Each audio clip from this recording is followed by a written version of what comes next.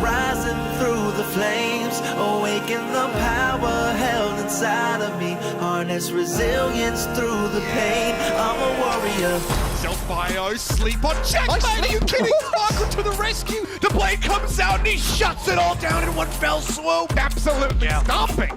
Oh, what is that? Haven't even got to the bridge. Backbone! Warrior, I'm a hurricane like Gloria. I won't fail my times now. Rise of glory, won't back down. I take the pain and I let it out. On the mountaintop, shout it out. Break away, let me demonstrate my mentality. Activate. Oh, rampage through the side room. Everybody, massive for Bernard, catches everybody else. I'm a warrior. Gonna look to make it happen, and there it is. Proper, cannot be stopped.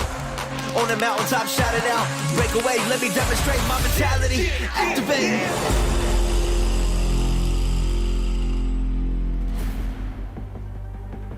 Welcome to another beautiful day of the Overwatch League here in Summer Showdown Qualifiers. It's the second week, the end of the second week here in the Eastern Division. We're going full Roman today. It's Avrilius with Ligus Deus, and we're here to do gladiatorial combat with two of great matches, Guangzhou versus Philly, Shanghai versus Chengdu.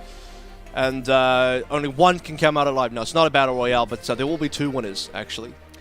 Well, yeah, there also might be only one coming out alive when it comes to qualification for the Summer Showdown, Avril, especially in our first matchup here. Guangzhou Charge and Philadelphia Fusion in our standings, currently tied at that illustrious 4th spot, which just about squeaks you into our tournament bracket. And both of our teams, I believe, are 1 and 2 at the moment, so whoever pulls ahead in this match is going to be a shoo-in for getting that seed.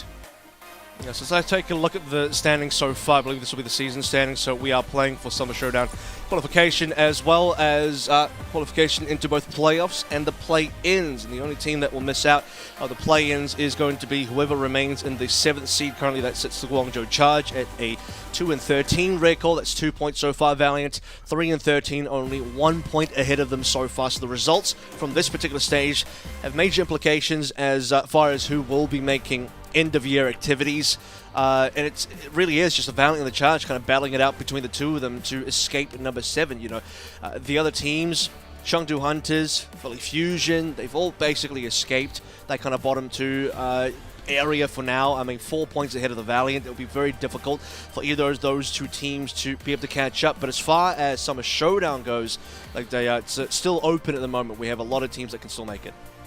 Yeah, Guangzhou Charge at the bottom of the bracket there, but we've got plenty to talk about with this team. Let's bring up our stars when we talk about the attendance at the Summer Showdown itself, Avril, is conducive to getting an extra point in your column without even having to win a game. So Charge would very much love that, to try and get ahead of Valiant and try and knock them back into the 7th spot. Here's a quick look at your stats. Of course, a couple of new faces to the Guangzhou Charge who have been grinding out on Up Academy down in Korean Contenders and bringing a good understanding of the meta with them as they come up to the main team.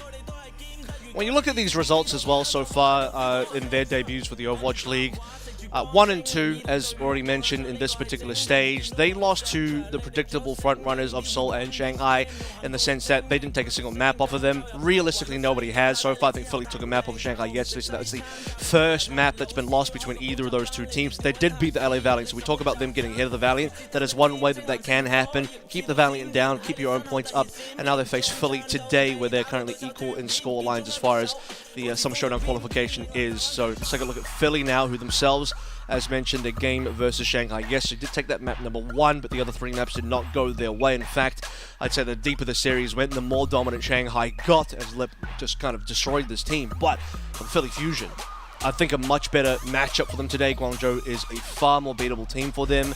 And the rest of their schedule as well, you know, Philly still have Seoul to look forward to and Hangzhou to look forward to. So from here on out, you know, really for them, 3-3, as I said to Trid yesterday, is what I think the magic number is. Like that, as far as your record needs to be to make it through. 2-4, probably not good enough in APAC. 2-4 in NA is probably good enough to at least make 7th or 8th. But in APAC, with only 4 teams going to Summer Showdown, I think you need 3-3. Yeah, when you go 2-4, you're definitely thinking about our lower ranked teams like Valiant and Guangzhou maybe being able to sneak ahead of you in places. And especially if you lose to Guangzhou here, that would be a major tailspin for the Philadelphia Fusion, because Guangzhou is one of the teams that are nipping at their heels and are in one of those 2 spots that wouldn't get to go over to the Summer Showdown. Because we've got to admit, Seeds 1 and Seeds 2, they're pretty much locked in right now for Seoul and Shanghai. Yeah. It's going to come to determine which of them grabs number 1 and which grabs number 2, but between that pair, they are locked in for Summer Showdown. And I think that between both teams, like, this is probably their most winnable game, right? For Philly, Guangzhou is, as far as power rankings or standings goes, Charge is still number 7. So for Philly being, where are they right now? They're quite a bit further up in 4th, at least as season standings goes. Also 4th, actually, in the current stage standings, but only ahead by Guangzhou by 1 map. I mean, Guangzhou is actually only 5th in stage standings, so they're not too shabby. They did beat Valiant. You'd like to... This is another test, though, because, you know, when we see these 2 teams lose to the likes of Seoul and Shanghai, it's like, well, okay, we expected that. Well, now what happens when they play other teams? And other teams, most importantly, is a matchup like this, where both teams still have Hangzhou left to play, Guangzhou still has Chengdu left to play, and Philly still has Seoul left to play. So, to kind of reach that 3-3 when you're only at 1-2, this has to be one of those 3 wins. And then ideally, you're beating one of those other 2 opponents that are listed as well. But at minimum, even if you don't get 3-3, a 2-4 you might squeak in if a whole bunch of other teams are also at 2-4, and we rely on tiebreakers. So you got to get your 1 extra win somewhere in the next 3 games, and for both these teams, that 1 extra win, the best chances now. Yeah, 6th might well just be locked in for LA Valiant, simply because both of these teams in 4th and 5th have defeated LA Valiant in a 5-map series, so their head-to-head record certainly beat out Valiant there, and I believe Valiant are now 0-4, which is not ideal considering the growth that they've had this year, maybe just not their meta. We're going to head into our first map here, Avril, starting off on Control, of course, and we're heading over to the newbie in the map's pool in this tournament, and that's Nepal. Yep. Start that out, and you can see Gibraltar in there as well. I haven't seen that for a while. That'll be fun. I wonder how long this one will go. You know, I think this has the capability of some distance being gained. We've had a plentiful 3-0 so far in our 2 weeks of APAC, and I mean, I don't even know that we've had that many. Yeah, we've had like a 3-2. Philly did have a 3-2. Actually, Guangzhou had a 3-2. The common denominator there is actually the Valiant. The Valiant like to go to 5, so both the teams that have played the Valiant have gone to 5.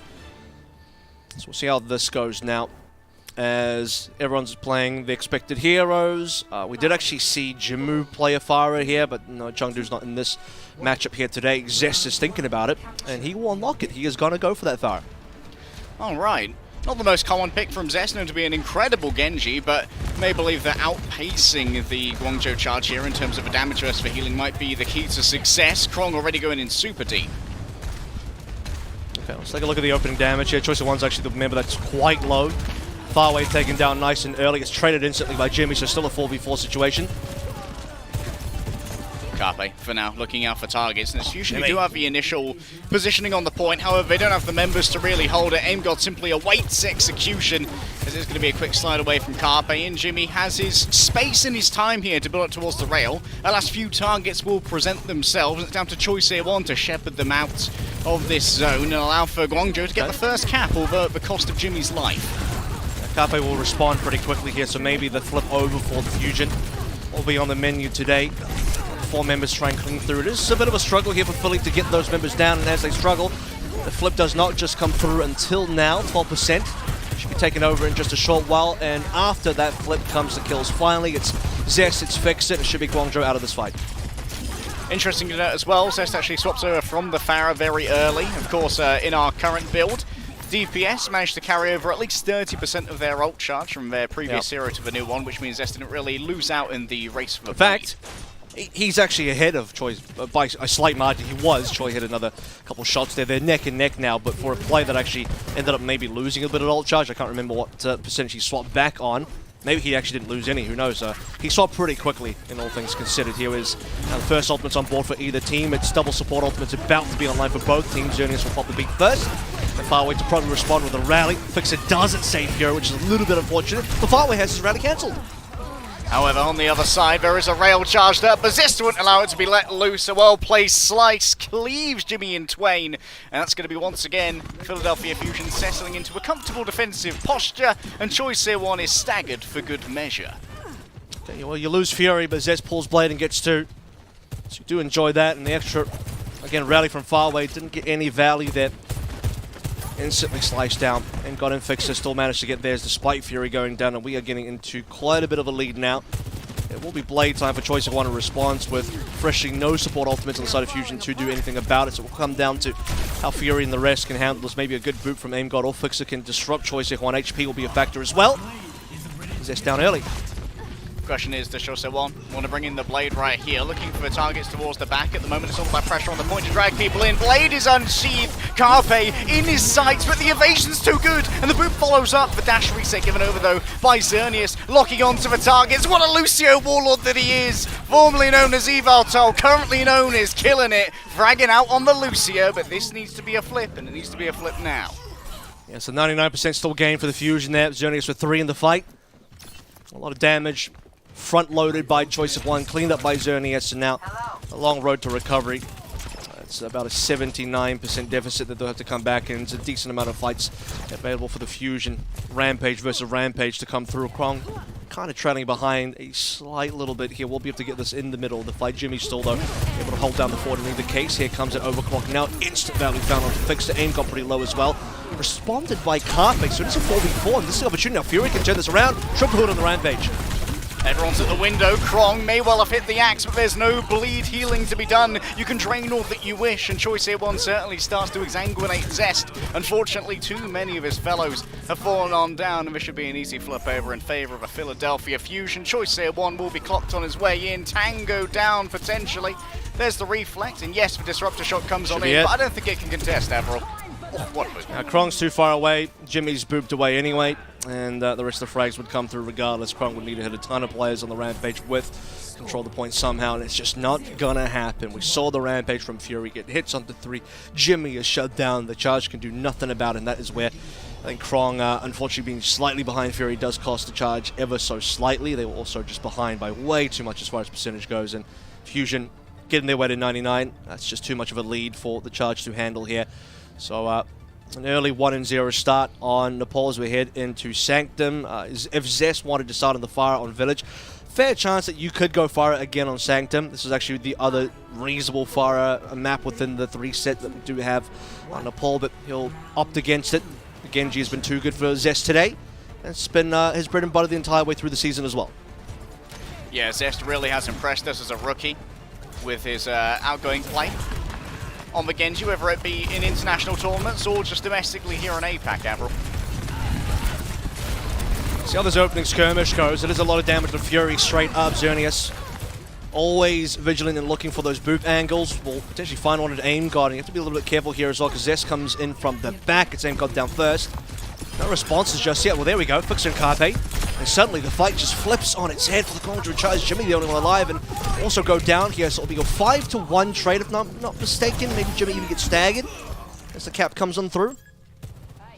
In this case, Fixer managed to find himself a better boop, and now a choice lies before the Philadelphia Fusion as to how aggressive they want to be in holding this choke point. Already Choice A1 has moved in with a dash. That's a little bit haphazard after all.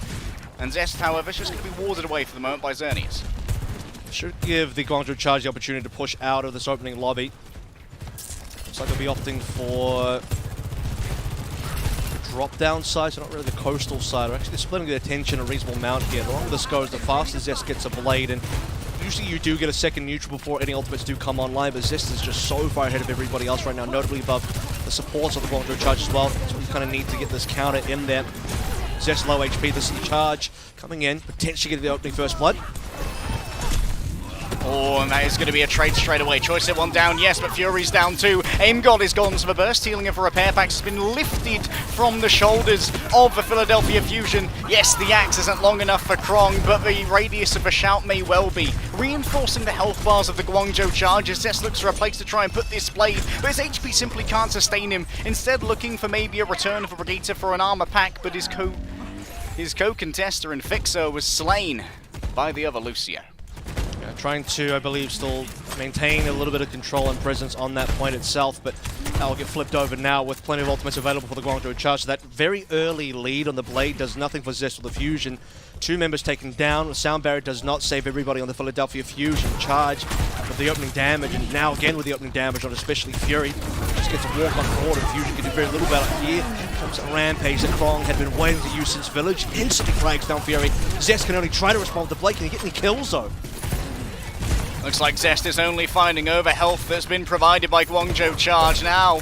Once again, it's going to be a stick of a knife into the Brigitte, and that forces Aim God to bash away with the shield. Once more back to the drawing board for Philly. So this time around, very late Rampage charge for Fury, so he's monstrously behind, like 27-28% behind even when Krong actually used that ultimate, and now they're just down to only the overclock while they wait for Fury to arrive. It's Choi and Jimmy that can respond to the opposite end, with Fusion still trying to come out of the lobby for now. Jimmy wants to overclock. I think that's Fury pushed out as well. Okay, call was given there by Guangzhou Charge, but these guys are in for a 2 versus 2. Their disengagement path might be picked off by Jimmy. Unfortunately, no headshots to be gained, and so it's only... Oh, Azernius caught by Carpe. Let me show you how it's done, son. Now Carpe has his own overclock to try and make things work, but I think it's going to be surplus to requirements after all. Carpe's began aiming, and that is my hit scan. Yeah, the Fusion do enjoy it when Carpe begins aiming. that is a Pog moment. Ooh, Carpe begins aiming. He does get that kill. When it rains, it does pour, as a single frag on Azernius will get converted into an entire team fight when multiple members of the Charge down. I don't even know if anyone made it out, but won't matter at this stage, as we have another equalization of the control percentage, 81 per side. Still waiting for that blade from Choice of Quan, and wait too long. Fixer will have the Sound Barrier available. Fury has now definitely caught up on that Rampage, and as Carpe overclocks, seems like Charge want to play this one slowly. They don't want to play into the overclock just yet, waiting it out. This might be a problem though, Avril. 95% on the clock. It might well be a mad dash for Choice A1 with this blade.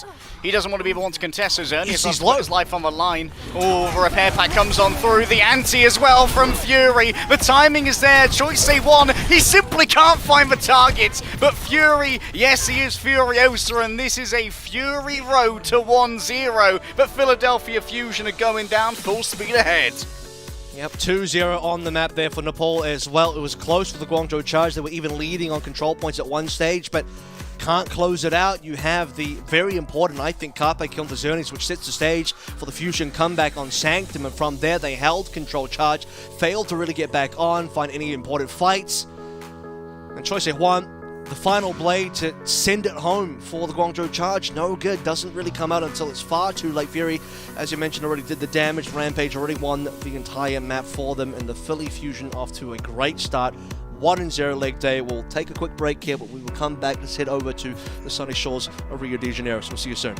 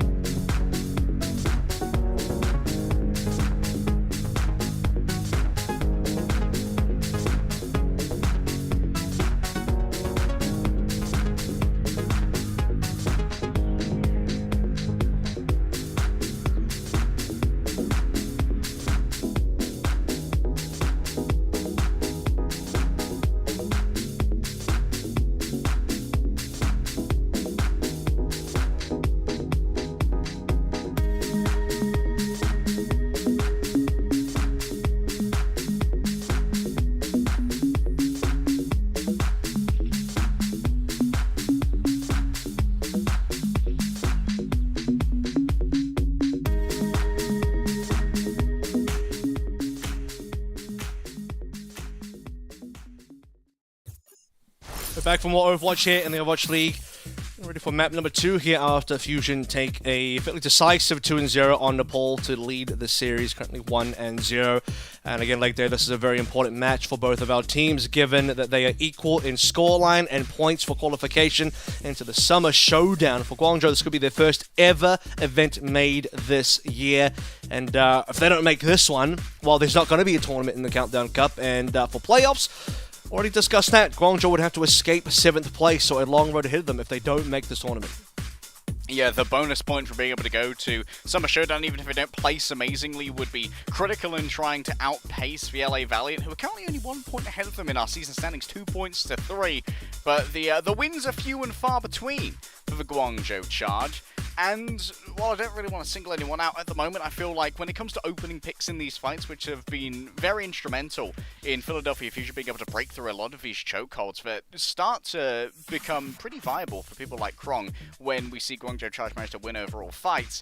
I think that Carpe's been doing a bit of a better job than Jimmy when it comes to getting these opening picks, and, well, Carpe's come out pretty hot today.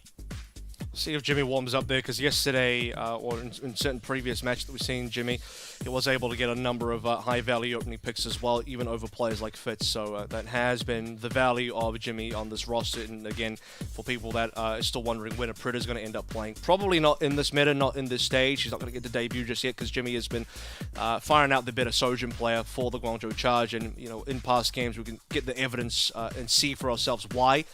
And that probably will end up continuing today. What I got to say about the Charge, though, in terms of a silver lining, a positive, is honestly, I think they've done well in some of the neutrals here. Sanctum started out very well for them.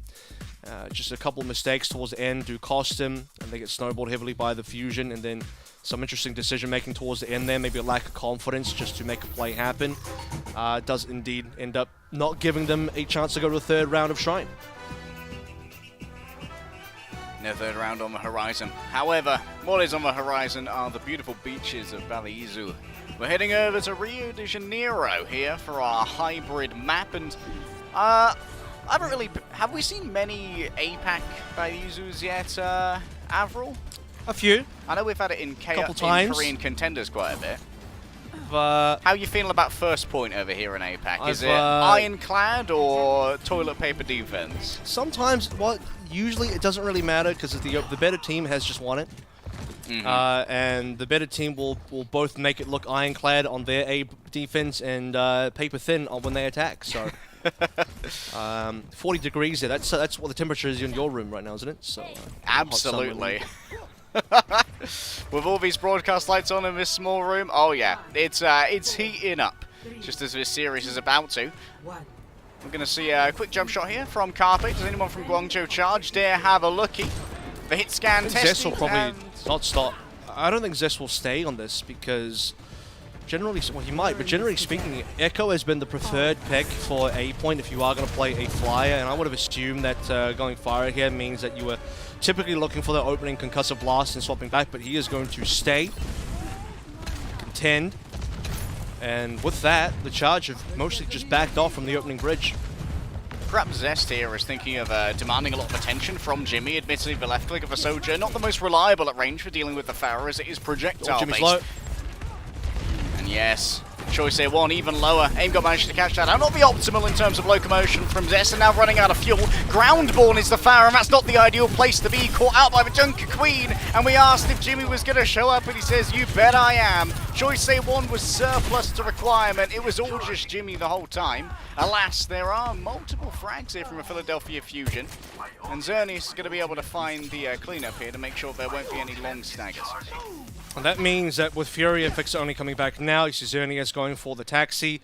Yeah, it's going to take a while for Philly to make use of any of the frags that they got, meaning that they won't really be able to. Carpe fighting on the sidelines behind the little board there. And not going to catch any of the players out, but we'll just hold ground for the rest of Fusion to come on through. You see that Zest has indeed swapped back over towards the Genji, so it does give up on the Pharah again. I was quite surprised that he would start on the Pharah. And it was, you know, produced some middling results, some okay results, but still could have been a bit better. Zest, aggressive here, might well be punished for it. Here's the carnage, cuts through the Cyborg Ninja. You're going to need better armor than that to deal with my axe, says Krong.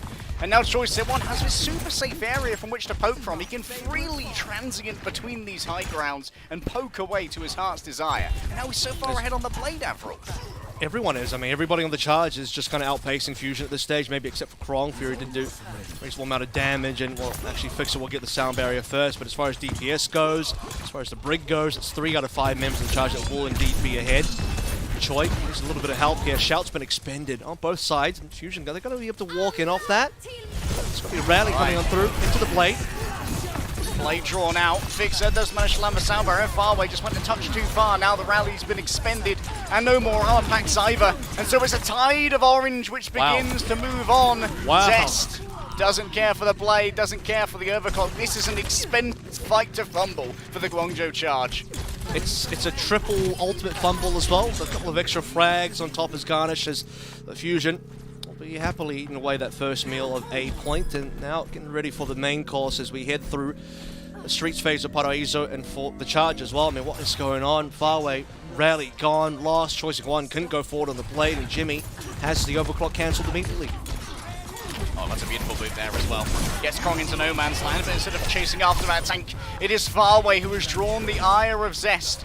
Who believes that discretion in this case is going to be the better part of valor. Don't wish to die with the blade in hand. Will prefer to take the longer poking fight here against a Guangzhou charge, but don't have the point healing that the armor packs provide. So free pushing at the moment. We'll see how much distance we can get here before charge make a move. As the Rampages start coming online, that should be the expended ultimate for this next fight. And it'll be the Rally versus Sound Barrier to counter out as well. So charge should have the better counterplay versus Fury here, but it also does come down to who pulls trigger first. It's quite low. That's an opening for the charge to walk forward. If you're Krong right now, you should really be looking for this Rampage, given that Fusion have to stack around this payload in a very small choke over the lane. Some of the players at least, not everyone, some of the players on the high ground. Hoping to find the opening. Fury pulled back in, down to half health, but at the moment, Guangzhou charge don't really wish to press the issue, instead just be prepared for wherever Philadelphia Fusion may decide to take this battle. And once more, we head into a stalemate as teams look for the best place to get value from their ultimates. Krong misses the first, and that's going to be MGod now engaging with the rally. Rampaging into this could prove fruitful, but is anyone even going to get hit? Yes, two. Carpe and MGod, but both are going to be fairly safe from this one. Fury caught in a corner, extricates himself using the Rampage, but they've just ended up in enemy territory. Jimmy taken down at long range by the shotgun as Carpe decides that this is the moment, this is a time to try and make things happen. No expending of the rail here. 3 hostages on the football field. I'm afraid that one's going to be a foul, ref. He's definitely diving. We've never played in this part of the map as well before. I mean, usually teams are never there, but we get to discover the small little football pitch on the side of the map as the Philly Fusion will come out alive. 2 supports dead for the Guangzhou charge. And Fury getting the kill onto Jimmy as well to set the stage. The cap comes through. Charge. No, they did touch. Charge barely got the touch in there. So now the blade and the rally to maybe save the day. Fix it with the sound barrier, but it does not save Carpe. Kills still there for the Fusion. The Fusion are alive. They're ahead. It's only Jimmy. And Jimmy, despite killing Zest, it's not going to be enough. What was initially a great little potential to clutch there for the Guangzhou charge, touching it, I believe, 0.66 meters remaining. Fusion will still come out ahead. The number of the beast, but it was Philadelphia Fusion who went beast mode. Yes, it was expensive, Avril, but that's such a good fight to win. A full investment from both teams now means that Guangzhou charge don't have the resources to buy a neutral fight to gain the high ground. Instead, they're suffering the poke to get up there first, and Zest is feasting upon those who present themselves. Let's see what Fusion can do with about 2 minutes 30, I believe they started on, so it did go into overtime. Oh no, it didn't. It's about a minute off, in either case, 2:30 is good enough for a few attempts. Charge desperately need to reset the Fusion though. This ends now. Jimmy rolling in into aim. God, that's a lovely little headshot there. Goodbye to the repair packs, goodbye to the Inspire, and goodbye to the Philadelphia Fusion, who decide that, you know what, this one's a disengage, lads. Jimmy really is that guy for the charge at the moment. He is him. He is the one that He puts is the that guy, Fusion pal. down for one extra fight at least, which is why it was so impactful that Fury ended up killing Jimmy in the previous fight on B. Off the back of that Rampage. Not the biggest Rampage from either side, but Fusion will be the ones to get the Valley off the back of it. Farway checking the high ground currently, and AimGod will be the one that pops the rally forward. And with that, Choice of One's down. Fusion can walk forward 5v4. Zuni is unable to save Choi, and now Fury waits up the green HP, getting ready to Rampage. He will catch 2, and that should be the fight. speed of sound not fast enough. Xerneas blade to death under the auspices of a rampage. And now Zest is simply left to pick up the pieces and feast upon the morsels left behind. Whether he's vulture or hyena, he's well fed today. This will be the final approach now coming in as well. Triple pushing. Could be a 30 to 40 second time bank here. Charge of one good fight left in them. It'll be Carpe Zest on ultimates versus Choice of One. Krong desperately needing the rampage here as well.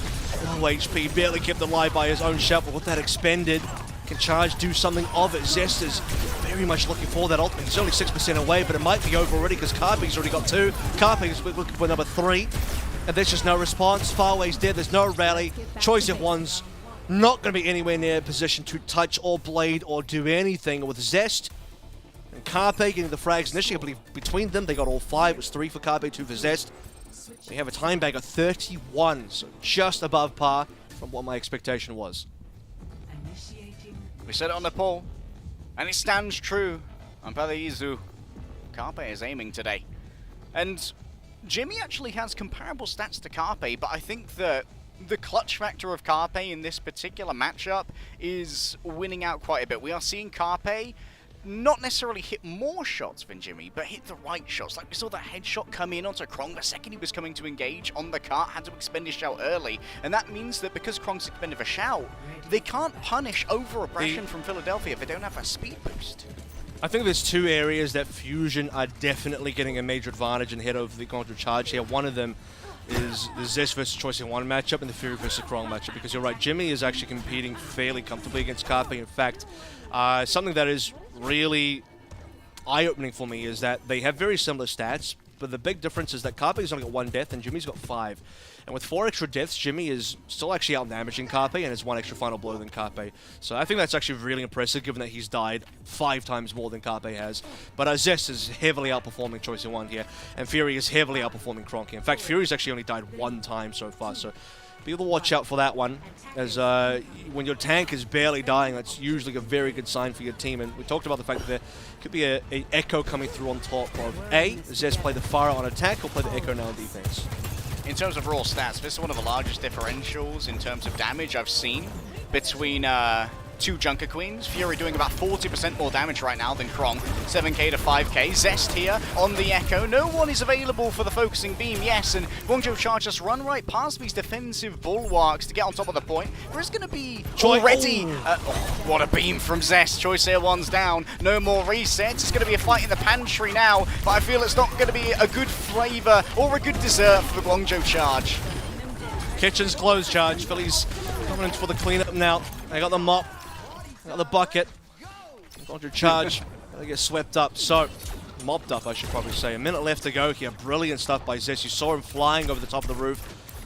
Dive bombing on top of Choice One, who had no idea that Zest was there. And the beam from above cutting him down like a sky laser. That's going to be Charge. They're not heavily behind by ults so far. I mean, Choi's on a different hero than Zest, so that's not entirely comparable. So perhaps I think for Charge, the way open will be off the back of Jimmy. That's been their guy for the rails, for the opening frags. Zest is on the hunt.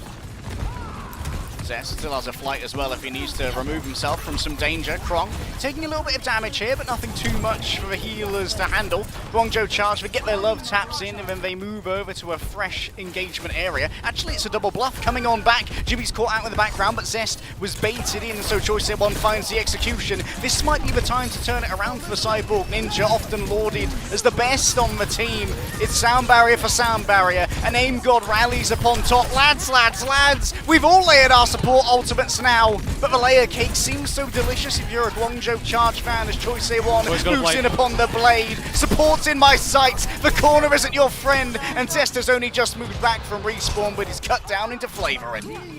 Yeah, Choice One saw that he didn't have the greatest performance on his opening defensive stats. Was looking like it as Zest, so now it's time to snap past, time to get some farming in there. He's catching up.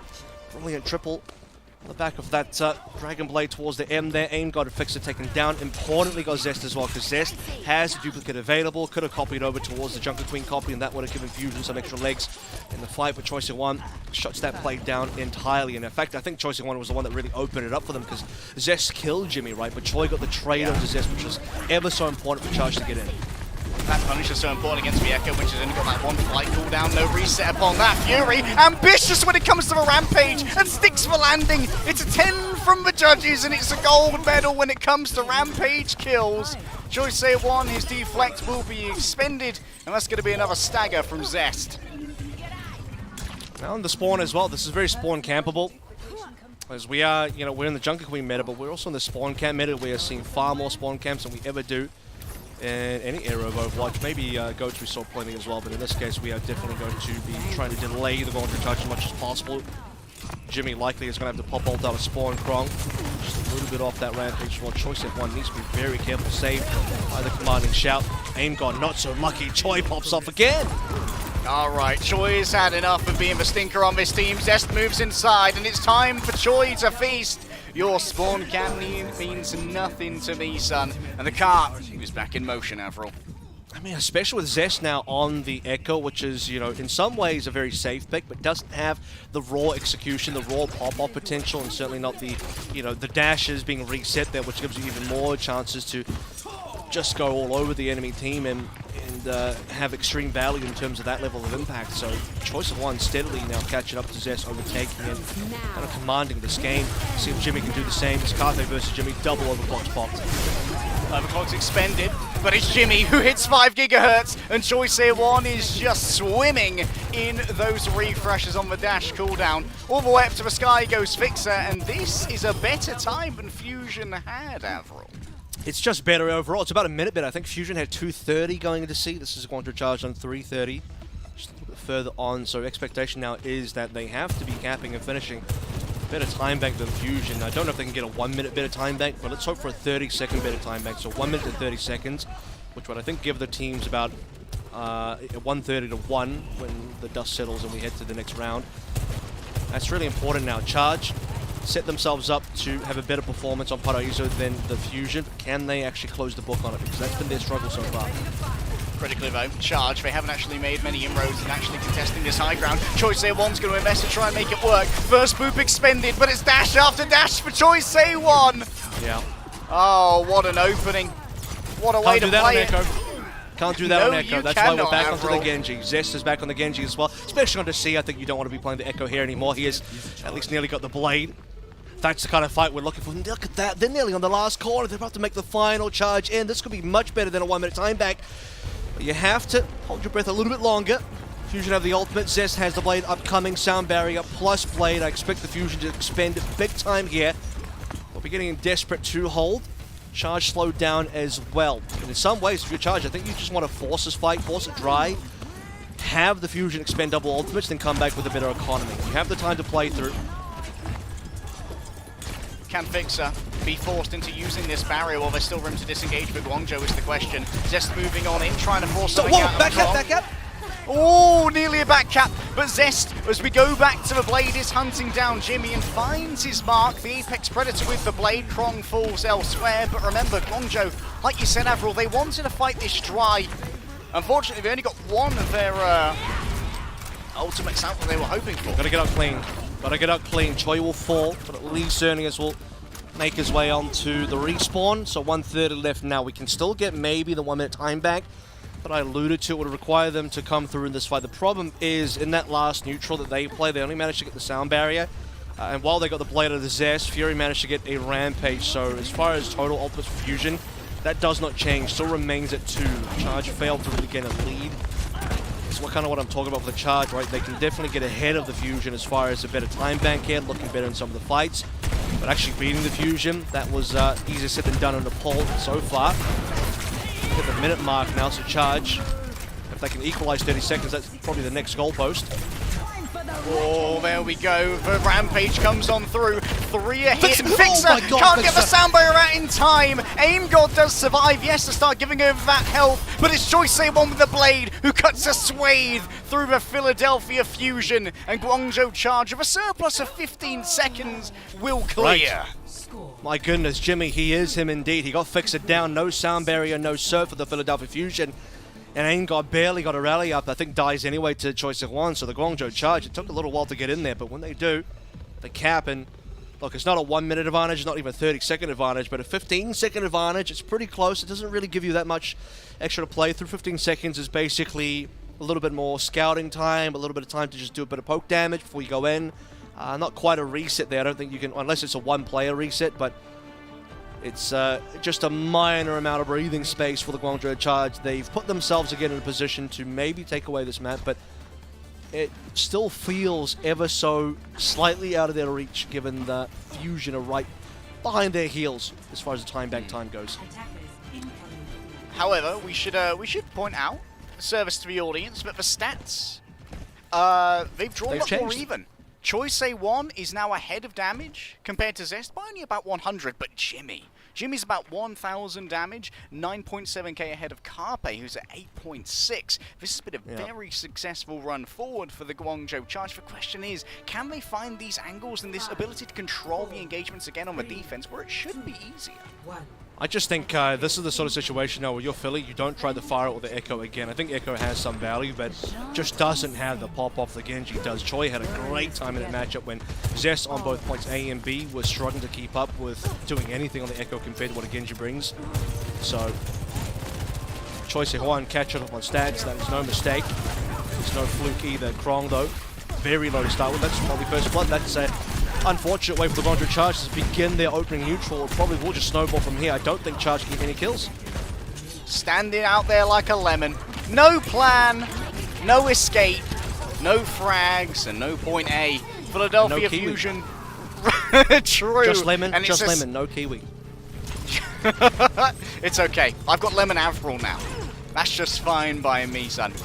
Krong on the passive ult charge is going to be, are they going to try and touch it? Oh, with Choice A1 getting a frag.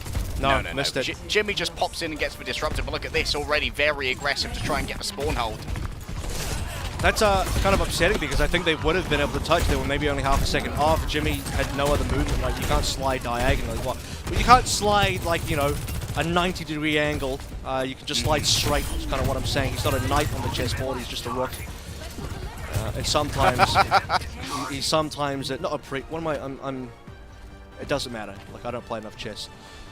Bishops are the ones who move diagonally. A bishop, boom, that's the one. That's the one. I don't know, I was thinking of priests. There we go. The chess nerds will no longer be gunning for your head. Fury here taking a touch of poke, and that's an interesting drop down from Krong. He's going to be backed away for a moment. That's going to be a miss on the jagged blade, and that might prove critical here. It's going to make sure that Krong has plenty of room to try and work with. Yeah, the blade from Zest might well be a huge impact factor in this next fight. Krong goes low. Zest finds the finish, but gets taken down by a combination of Xerneas and Jimmy before the blade can be drawn on out. Jimmy moves forward, and the overclock is not enough to save him from the damage. But Philadelphia Fusion, they're running low on members. Choice A1's grabbing the resets that he needs. Fixer needs to be the next target, but no, it's full of a barrier! No, Fixer, you didn't fix anything, mate! Oh, Bob the Builder's going to be mighty unhappy with this one. Choice A1's getting plenty of resets. His own blade's been drawn. 1,000-folded steel will fold Fusion 1,000 times over.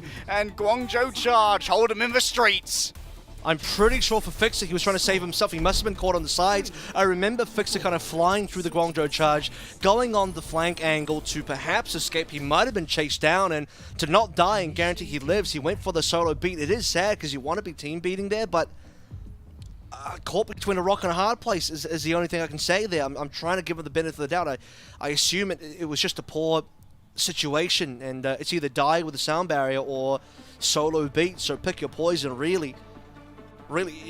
To be fair, though, the 3v3 at the end there, to me, was about double supports and Choice A1. If there's one way to win, it's heal Choi at all costs. You have two bodyguards plus Choice A1's Genji, and just both healers pumping in the extra healing. Get Choi these kills. He's got the damage. He can do it. He does outblade Zest towards the end there as well. And it's enough to hold on to B. But that is the caveat there. Like, it's only B. They didn't get to hold A, which means Fusion can realistically still just win here, because a minute 15, like I said, it's not that much more time. It's still really hard to cap A. And remember, Fusion got A in one attempt because they just killed Krong and snowballed. Yeah. Let's think about how this happened before for Guangzhou Charge. Zest back on the Echo, and just made an aggressive play to try and take out Jimmy, but there's no dash reset on Echo. Once you use your flight to get in onto a vulnerable target, your ways of removing yourself from that fight are heavily limited, and Choice One took advantage of that before. Zest needs to be much more careful about how he manages his engagements here. We'll see how long this takes to charge as well. They can't spend too much time rotating, but on the rotation through, they're actually just going to get farmed here. They're going to get farmed big time. Fusion just destroy them, and that's kind of the problem with this map sometimes, is you can't just force your way onto the point or even into that like little side bakery kitchen there, because the defending team drop down from on top and they destroy you. So yes, that's your 15 seconds gone, maybe a little bit more. Farm to table cuisine, freshly prepared here on Palizu. Guangzhou Charge once again are back to the drawing board as Fury takes him. Oh, what a knife! That's not a knife, he says to the deflecting Genji. This is a knife. Well, this is now a 5v4 opportunity though, because Carpe's got a little bit longer run back time. Charge, they have to make use of this one. This is their one shot at pushing up, getting the cap. Extra 30 seconds to maybe try and get some distance on B to continue the series, at least in a 1-to-1 regard. Otherwise, Fusion will take match point. Get very important fight. You can't afford to lose Jimmy. Saved by the shout. The Fusion still healthy with 5 online. Everybody's back in now. Charge are falling apart. It's Fury and Carpe again. They got the kills before. They'll do it again. There's no responses from the Charge. And it's done. It is done. It would have been a 5-man wipe anyway if the Charge were there. But the Fusion, forget about going to B. They won't even allow Charge to get A, and it is indeed a 2-0. It is a match point situation now. 11.4k damage for Krong, 17.4k for Fury. Bruv's gold damage, man! It's a big old Junker Queen diff, and Fury is reigning. That crown is resplendent, Avril. Yeah, we haven't really seen that much statistically out of a Junker Queen in some time, and it's not even just about the gap between him and Krong, it's just about a gap between him and everybody, to be fair. It's, like I said, gold damage across the board. If you could calculate gold damage between 10 players, he would have it, and he's got it now. All of the goodies in spades as Fusion look for a comfortable victory here in this series, if they can just get one more map, which is what we have on board coming up right after this break.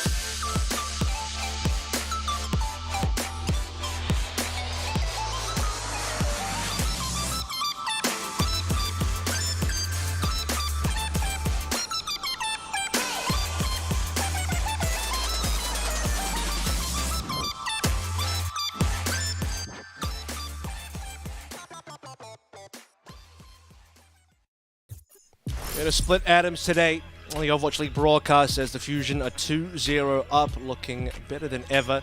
A competitive Paraíso that does go to time bank, but very much in the control seat is the Philadelphia Fusion, as they do not allow the Guangzhou Charge to even capture the A point, while they themselves get past A, a little bit of distance onto B, and now looking for the final sprint into a 3-0 finish. Yeah, we're witnessing sort of Act 2 of a Fury character arc now. We're a long way, after all, from rampaging off of Circuit Royale against Vivalion. We are now looking a lot better, and Fury seems to be finding good timing the best of us. in these fights. It does. I've done it. It happens to be quite a bit in the beta. I'm not ashamed to admit it. But Fury, he's finding good times in these fights to hit the rampage, and even if it's only on 2 targets, it feels like Fury's doing a much better job of communicating when and where the rampage is going to go, so the team can join him and actually get some efficiency off those ultimates. He's getting a lot of damage done, importantly, and a lot of that is the bleed damage. I don't know if people have a good read on how much of a Junker Queen's damage translates to bleed. I'll give it to you in raw numbers here. So out of 17,425 damage, 1,550 of that was bleed for Fury, and 806 out of 11,487 was that for Krong. So we're not looking at a ton of bleed damage, like that's less than 10% of your damage done ends up being bleed, but it just helps your supports out that much more, just a little bit, to keep yourself up as well. So it's not a ton of self-healing, but it's enough to make a difference over the course of that entire map, and just the general damage output. I mean, usually we don't, like you sort of mentioned at the end of the last map, we don't see Junker Queens pop off with that kind of damage output over the course of the map. It's usually, you know, the 2 DPS players who get the majority of everything. They get all the damage, they get all the frags, the final blows, and what have you. And the tank players on Junker Queen, a lot of the times, probably take a bit more of a back seat here. But Fury was behind the driver's seat. He's holding the steering wheel. He'll be driving us to a hybrid map now, which I believe is Watchpoint Gibraltar.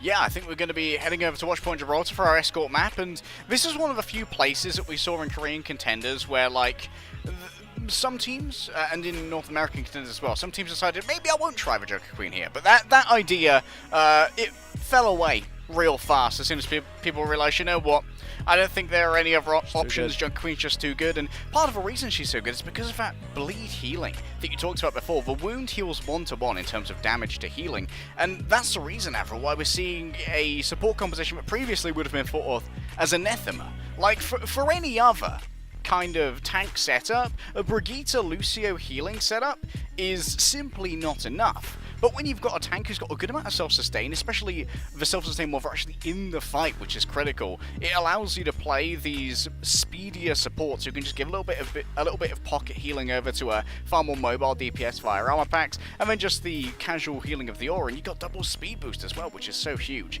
And now I'm just talking to you about Junker Queen comp, in case anyone didn't realize that that's what's happening now. Yeah, if you've come in like 3 weeks late to Summer Showdown, or this stage like 2 months late to this patch with contenders already having played this for an extra month, then here you go. This is what Overwatch League is currently. But we're reaching the stage now where I think it's getting more and more solved. In fact, it's pretty damn solved as far as how all this kind of works, to the point where, you know, I've got my own personal flow chart of my expectation of how these fights kind of flow by, and it does seem to generally follow those guidelines. As we move towards the actual tournament stage now, we are getting away from the more coin flippy results, right? I think that's what usually happens at the start of a meta, when you have, you know, the first week of NA was very coin flippy.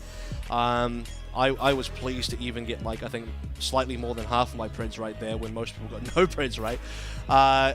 My point being, though, is that as we've gotten deeper into the tournament, we've gotten back to, I think, more standard results of games where the better team will just beat the worst team, or the not quite as good team. So we don't quite have the same level of upsets that we did early on. Yeah, it feels like the overall understanding of these engagements and these compositions has been trending upwards. However, one of the things, while we've got a moment to talk, that actually concerned me was Guangzhou Charge. If we think back to Nepal Village, I know practically ancient history. I thought you were about to just stop there. One of the things that concerned me was the Guangzhou Charge. I'm not that cruel. Continue. Yes. You're talking about Village. You're speaking about Village. Yeah. I think the Guangzhou Charge, they are either having trouble picking up how much Ultimate Charge Fury has, or they are overcommitting to holding chokes, and it's allowing Fury Fury to actually have really good engagements with Rampages, when Guangzhou Charge should be doing more sort of pre-countering to the Rampage by using multiple verticalities and having good spacing to try and deny potential value from that ultimate. I'll tell you what, this map is all about verticality, so we'll see if that ends up coming true. I also got to say is that it probably doesn't matter as much if you have the right ultimates. Like, if you have support ultimates available, you can get all caught up by it, but Sound Barrier blocks the whole thing out, so it really depends on the situation. But ultimately, yeah, you do need to space properly versus a Rampage. And Gibraltar's going to be one of the best maps to do that with. A lot of damage being traded here early on. No one too critical. Carpe might be in a position to go down, but Guangzhou Charge also starting below. Here's another dichotomy that we have to talk about. Okay, Farway's caught out. I think he got pulled by a blade for what it's worth by Fury, but yeah, he is dead. I mean, Farway was actually lagging behind that entire engagement. We saw how long it was for Choice One to actually get healed up at the beginning of the PoCab roll, and it felt like Farway just wasn't in team comms for the entirety of that fight. Everyone else had moved away from that zone, like, oh, that's a shot. Okay, Jimmy says, Farway can die, doesn't matter, I can still aim, bro. Yeah, as you see Zest's camera there, he was surprised. He was like, wait a minute, how did I just get one shot like that? Hold up. Did not expect. Choice One, though, needs to make sure he's not going to be meeting the same early grave there as far as the low HP. Jimmy again onto Carpe, and Choi lives on one. I say Jimmy again, yeah, he just gets another frag, just another headshot, so he is keeping the charge alive, keeping them in a position to still get this defense going. Booping aim dodge to the low ground as well, kind of forces Fusion away from contesting height.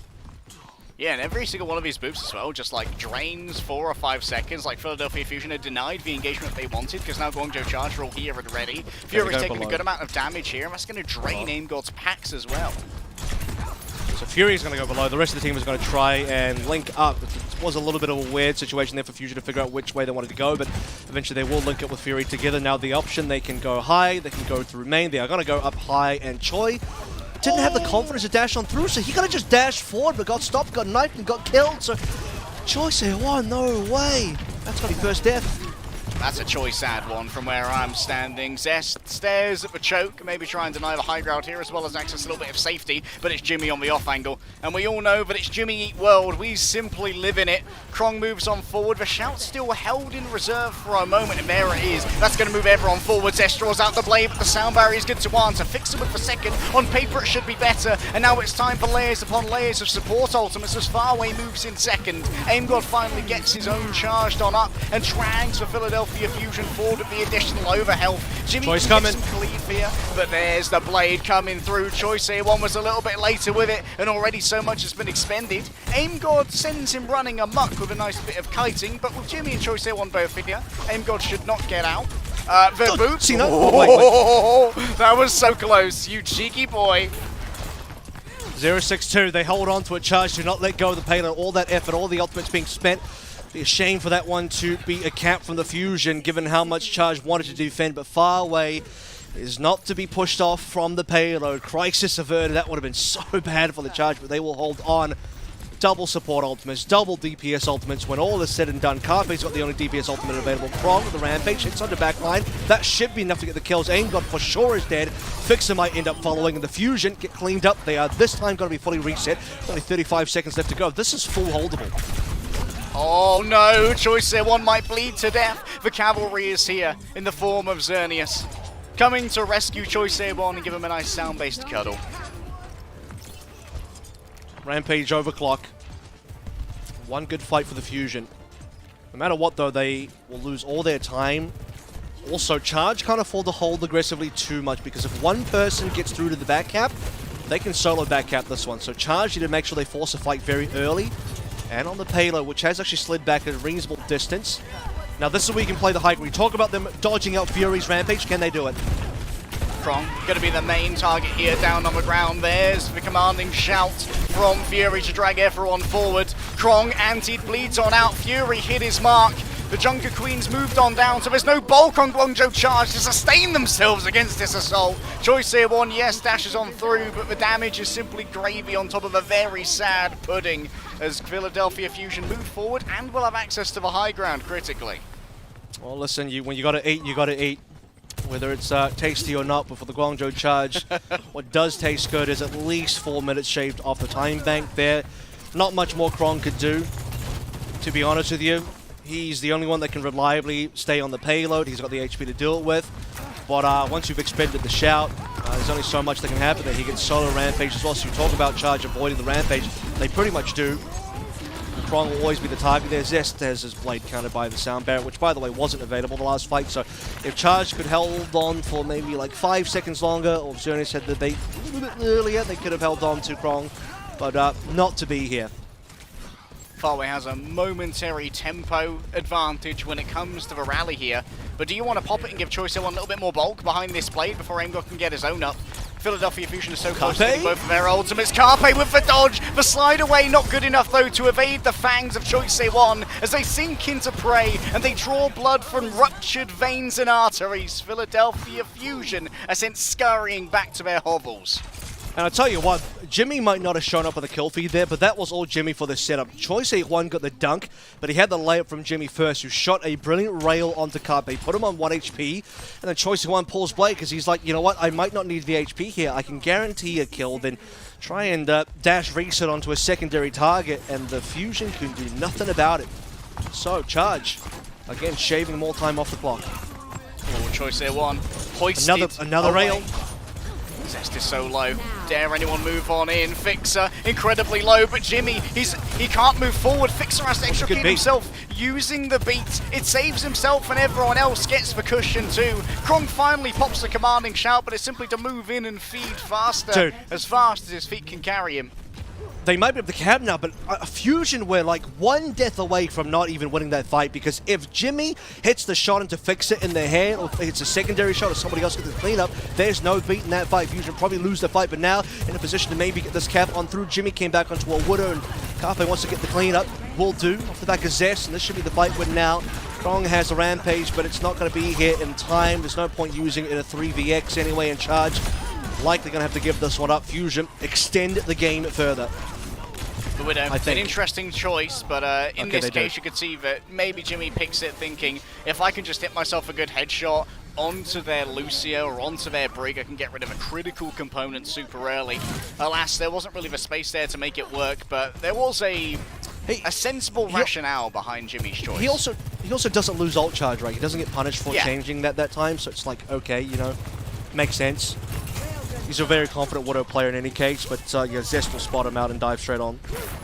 Speaking of which, Blade's coming online, so Fusion are snowballing. It's not even just that they're winning B and getting that cap, but they're winning in a way where they don't have to really spend much, and now they kind of convert that a little bit further forward. Jimmy will put a stop to it though. Again, Jimmy's been brilliant on these first bloods. Whether he's getting the kill or whether he's just doing the damage and allowing someone else to get the kill, it's the rails that are setting up these plays.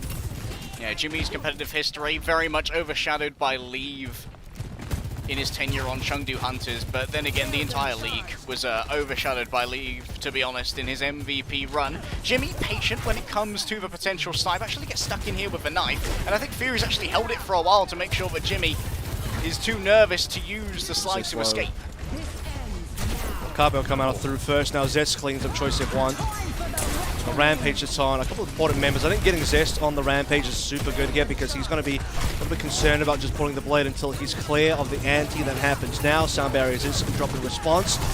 Both squads, and as time runs down to an OT, this is indeed the final fight. And Fusion look like they're actually coming out ahead here. They don't even have to use the Rampage. They can get a cleanup here. Choi is not going to go for the blade, and Leg Day, there is enough room, just enough of win condition that I could see Fusion pushing to the final corner, playing the Rampage and capping the whole map.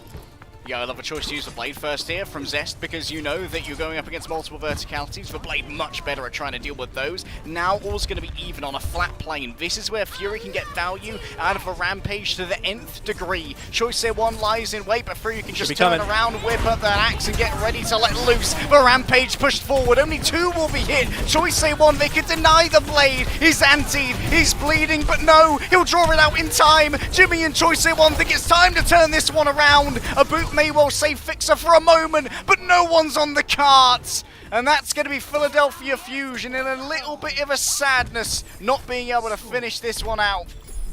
We'll talk about a boop. I think there was a boop from the charge as well. Xerneas might have pushed a couple members away or far away. In either case, the Fusion are not going to have full feet on. Got to say, they've set themselves up for a lot of success there. If they don't cap, I don't think it's the worst thing in the world. They still pushed through the entire map, and given the amount of time they had, which was nothing on A, nothing on B, right? They went to time bank twice in a row there, overtime rather. twice in a row there, and again overtime, but this is going to be where it ends for the Fusion as far as the push goes. Great rampage from Fury. Might have only been 2, but you have to remember the 2 you want there is 1 into Krong, which puts the tank of the Guangzhou charge in disarray, but then also 1 into Choi, that despite Choi not dying off the bleed damage, because he's antied and bleeding out, he can't really go for the blade, because if he goes for the blade during a time where he just has nothing to work with as far as HP, he can just lose the blade while getting, wounded. So it's just a risky time for any Genji to make a play. So it's a good rampage. Fusion might have had that, but Choi and Farway with the ultimates at the end at exactly the right time to save Charge's defense. Is it going to be enough though? Hey, credits to Choice A1 as well. That was a really smart kite to take to try and avoid the incoming damage. Really blocked off Fury's line of sight that he had from the area of a rampage, placed him within, and I don't think anyone else was in a position to really try and finish off Choice A1 because they were taking their own duels with players like Jimmy and Farway who were just getting up towards those ultimates. Keep it moving. Now the Charge have a long way to go. Oh, This yeah. is the kind of situation where you're thinking, man, if only they full held on A, or if only they could have held on B as well, because I'm looking at a similar situation to Padoizo, right? It's a good showing, but when you get to the end, it doesn't feel like it's enough. Charge have at least got a long rotation here, so you see we actually swap sides. It looks like Philly's attacking, but no, it is Charge. Philly's on the low ground, and here we go, the melee begins, and it's Krong and Choi taking the brunt of the damage. Fusion mostly escaping damage, and again, you'd think it's Fusion spawn behind. Nope, that's the Charge spawn.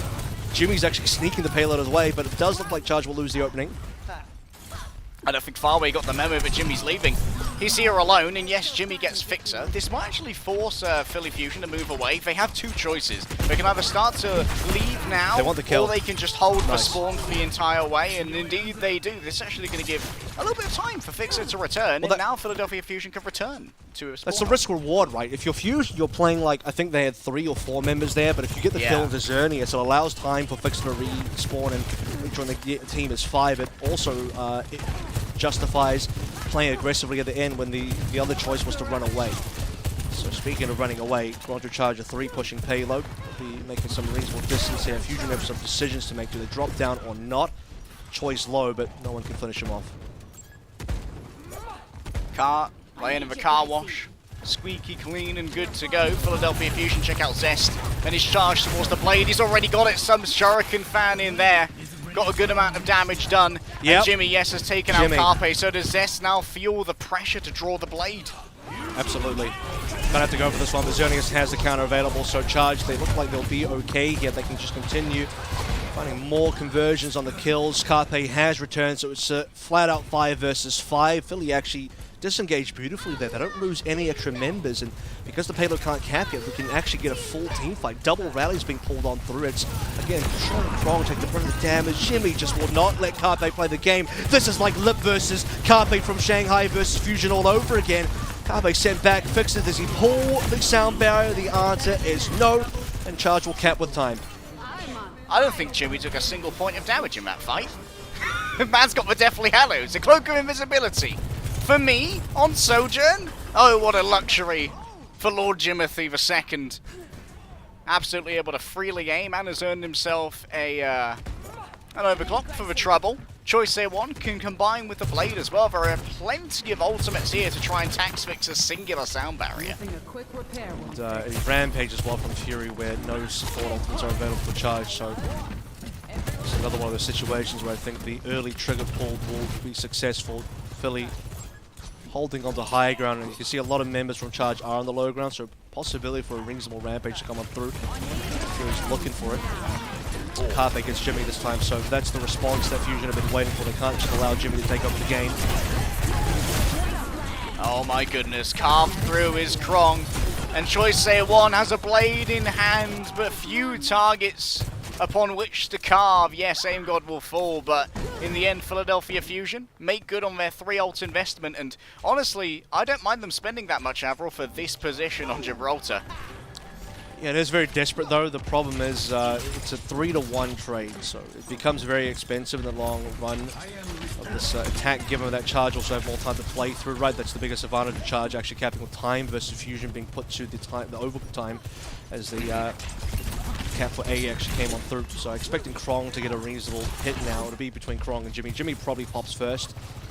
The payload's moving. I mean, Fusion actually have to be the ones contesting as I don't think Charge Mind just gapping. Okay, they're dropping the back line knowing that someone's on car. There's the Rampage put on out. Fixer solo and Choice Here One finds the finish. Yes, Zest has a blade in hand, but he's got no blood left in his arteries.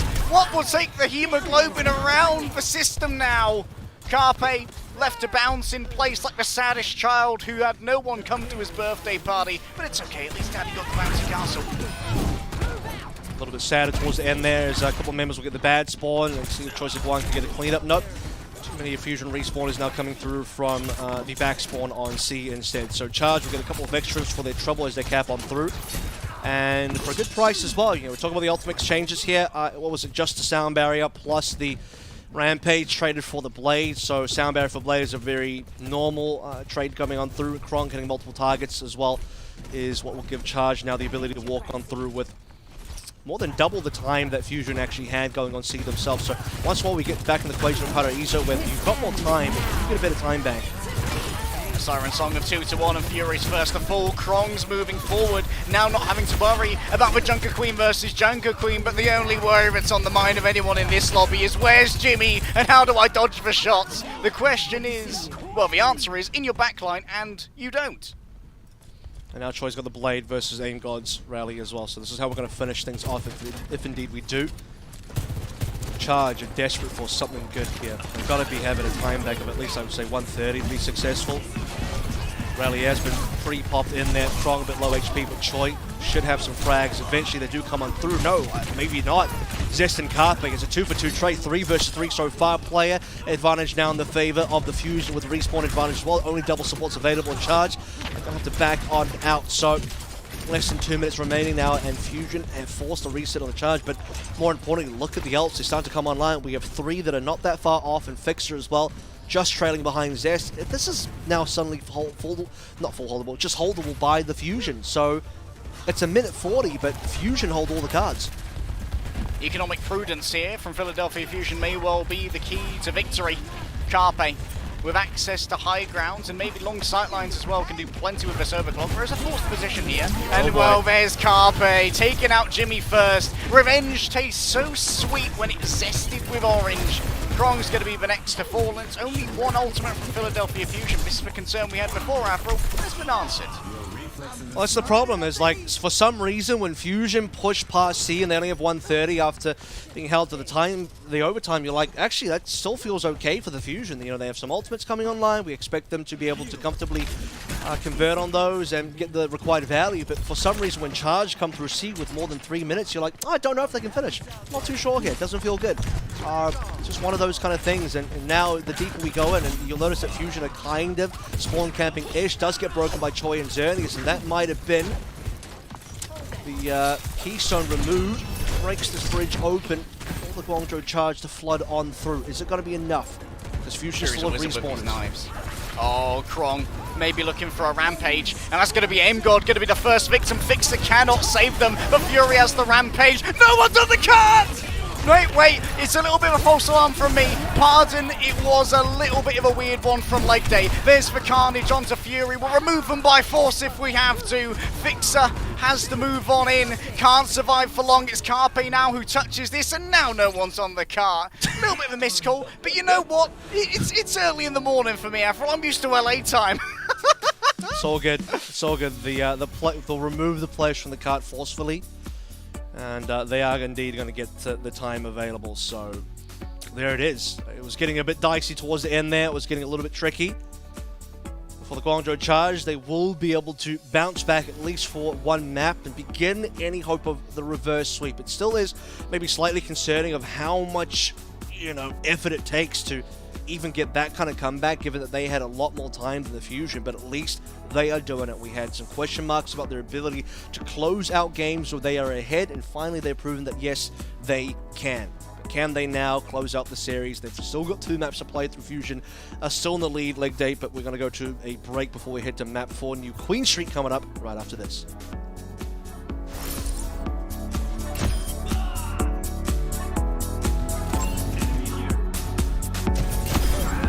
Stay still.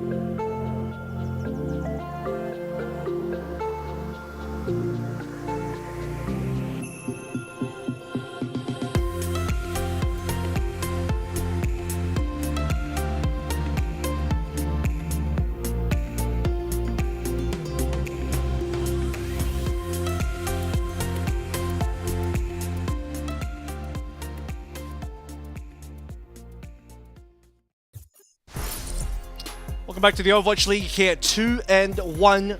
Quadro Charge strike back for at least a single map here, but can they get more done? As they do need to complete a reverse sweep here in the second to last week, in week 2 here, the last day of the second week. A lot of numbers and a lot of different times, but what you need to know is in the first series, we're 3 maps through. How many more numbers can I throw into this equation like that? I don't know. Well, the critical number, Avril, is actually 4. For those of you who are joining us early, those midday risers who have just got up from their European siestas, this is a match which is going to have some severe implications when it comes to qualification for the Summer Showdown. And that is very valuable to the Guangzhou Charge, who are currently 7th in this region, would be the only team that wouldn't even make play-ins for the end-of-season playoffs. Both of these teams, I believe, are currently, what, 1 and 2, Avril? 1-2. 1-2. So, whichever one of these teams wins is going to be a shoo-in for that 4th seed, because essentially 1 and 2 are locked in by Shanghai and Seoul, and Chengdu's looking pretty right now in 3rd. I'd be concerned about Spark here as well. It's actually not quite clear who the 4th seed is just yet. Chengdu still need to finish off the rest of the qualifiers with a reasonable scoreline. I think a reasonable scoreline for them would be 4-2. Minimum 3-3. I think 4-2 should be expected, given that they do look like the 3rd best team in the region for the Strokes meta so far. And then the 4th seed will be between, in my opinion, Fusion, Charge, and Spark. One of those 3 teams will get it, and both the Fusion and the Charge currently have a lead over the Spark, being that they're 1-2 versus Spark's 1-3. But after the end of this, between the Fusion and Charge, somebody's going to be 1-3, somebody's going to be 2-2, and somebody else is going to be 1-3. So they are getting ahead of the Spark, and the Spark will have a chance to respond a little bit later on, as they've played 4 matches, still 2 left to get done. Long road, though, for the Charge, and as we sort of discussed, Fusion have at least made tournaments before. They've made both mid-season and kickoff clash. In fact, they were runner-ups in the kickoff clash. Charge, no tournaments this year, no tournaments last year, so 2 years now running. Waiting to see Charge return to their 2020 former glory. And speaking of return, here's a fun fact. Charge have not defeated the Philadelphia Fusion since 2019, July 2019. So it's been a couple years now. This is their 3rd year versus the Fusion. And the overall franchise record is Fusion 4 games to 1 in terms of how many they won and how many they lost versus Charge. Philadelphia Fusion also... Philadelphia Fusion have actually sent more players to Guangzhou Charge, and I think Guangzhou Charge have beaten them in franchise history. Obviously, they sold Fraggy over there for a while. Maybe they sold Kid on it. Oh yeah, Hopper too. Yeah, that's 2 players sent over. That's more wins. Zest fanning away here with the Shurikens. Actually might be in danger is Krong once again, the first to fall down. Yes, Zest is booped away. There should be plenty of healing here, never mind. Choisim actually finds the finish, so it's even Stevens when it comes to the trade thus far. Jimmy in the tube at the moment is getting plenty of free poke down and is absolutely unaccosted by Philadelphia Fusion. No one can reach them with Zest down, so Jimmy's been able to reign free. They'll have the first payload coming through as well. Yeah, there's only been, like, I think the 1 or 2 kills so far. Krog and Zest have gone down. Choice of Wonder also got a frag in there. So it's been a very even, slow game on New Queen Street. 6 meters accounts for basically nothing at this stage. Krog, perhaps in a bit of trouble, but speaking of trouble, Jimmy is the one causing a ruckus. He is really putting the pain down into Fusion. Now Fury and Carpe could be going down next. He opens things up, and Charge will close it as Jimmy leads the way. Man, he's just been so phenomenal for the Charge today. I don't know, man. Someone told Jimmy he's getting a performance bonus or something if Guangzhou Charge make this tournament, because he is playing the video game today. But when we look at the numbers, the big one that really stands out to me, Avril, is Choice A1 well ahead on the blade compared to Zest, and that's going to be critical considering that Fixer and AimGod might be outpaced in their own ultimates. Choi hasn't died yet, and Zest has died twice, and 2 is currently the highest amount of deaths so far, which is not a lot, but it is 2 compared to a 0. That's why Choi is so much further ahead. Zest just needs an opportunity to find some damage and build that back up. Payload now reaching the checkpoint. It's going to be very important, and importantly enough, it's the ultimates coming online at the perfect time. Charge to just spend these ultimates, cash that capture point in as well, 3 meters away. It's AimGod's rally, trying very hard to stop this blade, and so far that's been kind of successful. There's still a sound barrier available for Xerneas. Like nearly Ajax that. Oh, nearly. Fixer going to counter out in their own right here, as plenty of feelings going to be given over by the Brigitte. Zest now zooming in on Choice there. One of us, a disengagement for a Guangzhou Charge, yes, but so close to the butt scratch are they, and Zest is kind of balked on the outside as he tries to disengage just to run away for Philly Fusion, and they can't afford to give away this space because there's the checkpoint, the forward spawn unlocked. But in the end, while Philadelphia Fusion might frag Avril, Guangzhou got what they wanted from just a speed boost and an overclock. Yeah, and that doesn't matter now. Charge can lose this fight. That really doesn't matter. They'll even tag a couple of extra members to put them back to the spawn room here. And the actual blade being spent by Zest and Fusion. They're desperate to win this fight, right? They really need something in. Even though Charge lose, Fury still gets a kill. It's a little bit of a stag on a Choi that you respect. Okay, well, yeah, you just want to make sure that Charge will have slower respawns by some margin. But like you said, mate, they got the cap. That doesn't, nothing else really matters. You get the cap, that's a major, major lead. Yeah, that means for next fight as well, you're not going to have to deal with that butt scratch. The forward spawn was given to everybody as well. Here's the overclock coming through from Carpe. Looking for the opening here. There isn't too much onus. Krong actually moves on forward. Carpe gets antied. He's going to bleed to death. For same for Fixie. Yes, it's a big old carnage that's coming on through. And Krong's more than happy to deliver the damage. Alas, he won't survive even with that bleed healing. As Choice here one as target locked on Fury. And once again, that cart is going to chase him down. They should get him. What are you doing? Fury's trying to save the day. He's trying to be the hero right now. He still lives for a little while longer. But it will be the extra rampage expended for only the 1 kill. Fusion, though, they're trying to fly on through. You see Fixer diving on in. There's low members. Choi and Jimmy get cleaned on up. So, Ghosts of Rampage's past have been collected in by the rest of Fusion. It seemed like it was an overstep by Fury, but it ends up saving the day. They technically win that fight, and Fusion now have control. All right, Fury with the Prophet Rampage, the Nostradamus Rampage potentially. AimGod so Prophet's now going to can play the match Jungle fire. Queen next. I understand now. He's Exactly. I get it. It's all part of that MVP bid. Choice A1 looking for some vulnerable targets, but everyone's getting healed up by the auras at the moment. The blade is drawn. AimGod's priority number 1, and that's going to be a nice deflect to avoid getting knocked on back by the whip shot steal. Everybody gets their man. It's a 1-for-1 trade. The cart going to be contested for now, but Zest is starting to find the targets. The resets are beginning to mount on up. So low is Xerneas, and Krong the next victim on the docket for Zest. And that's going to be afford to die. Yeah, big disengage here. If they die here, they can't hold this payload position to prevent the checkpoint run. They desperately need to have 5 alive, play the sound barrier, block out the blade. Fusion now on the precipice of maybe equalizing this meterage gain by the Charge on their earlier pushes. Jimmy is also going to have the firepower in short order, but he needs to find that Zest. Here he comes now, beat for beat. Blade for nothing in response so far. Jimmy 8% away, and Zest gets shut down. Jimmy will find the overclock on the kill from Zest. Doesn't even need to pull through just yet, but Charge, they should be looking to chase down the rest of the Fusion as much cleanup as possible, and if they can get that without expending more outfits, that would be ideal. Early poke does so much to make sure that Zest is cowed into submission in his position with the blade, and then can only sheepishly move forward and ask, please, Mrs. Brigitte, can I get a couple of slashes at your toes, madame? Unfortunately, it's not to be, and now the bot can be rolled on Usually forward. charge for that. Ah, yeah, well, Guangzhou Charge, they certainly did. The Charge. The price is paid in blood, Avril. Righto. As long as it's not free. Here we go. From half HP. Does he pull the trigger though?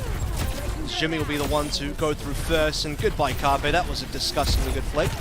Nearly landed another one to fix it. Doesn't matter. Choi will get the cleanup. And off the back of a single overclock that had been very deservedly earned in the previous fight, Charge will push on forward. They are looking comfortable now on new Queen Shooters. They are about to round the corner of not just 80, but I suspect even 90, I think even 95 meters they can potentially get here. Depends how quickly Fusion can regroup and get this fight underway. They lose another player, but they have to go for it. It doesn't matter. It's 4v5, but if you just try and back out, if you do nothing, you're going to get capped. Charge are going to get over 100. Oh, no. Oh, my.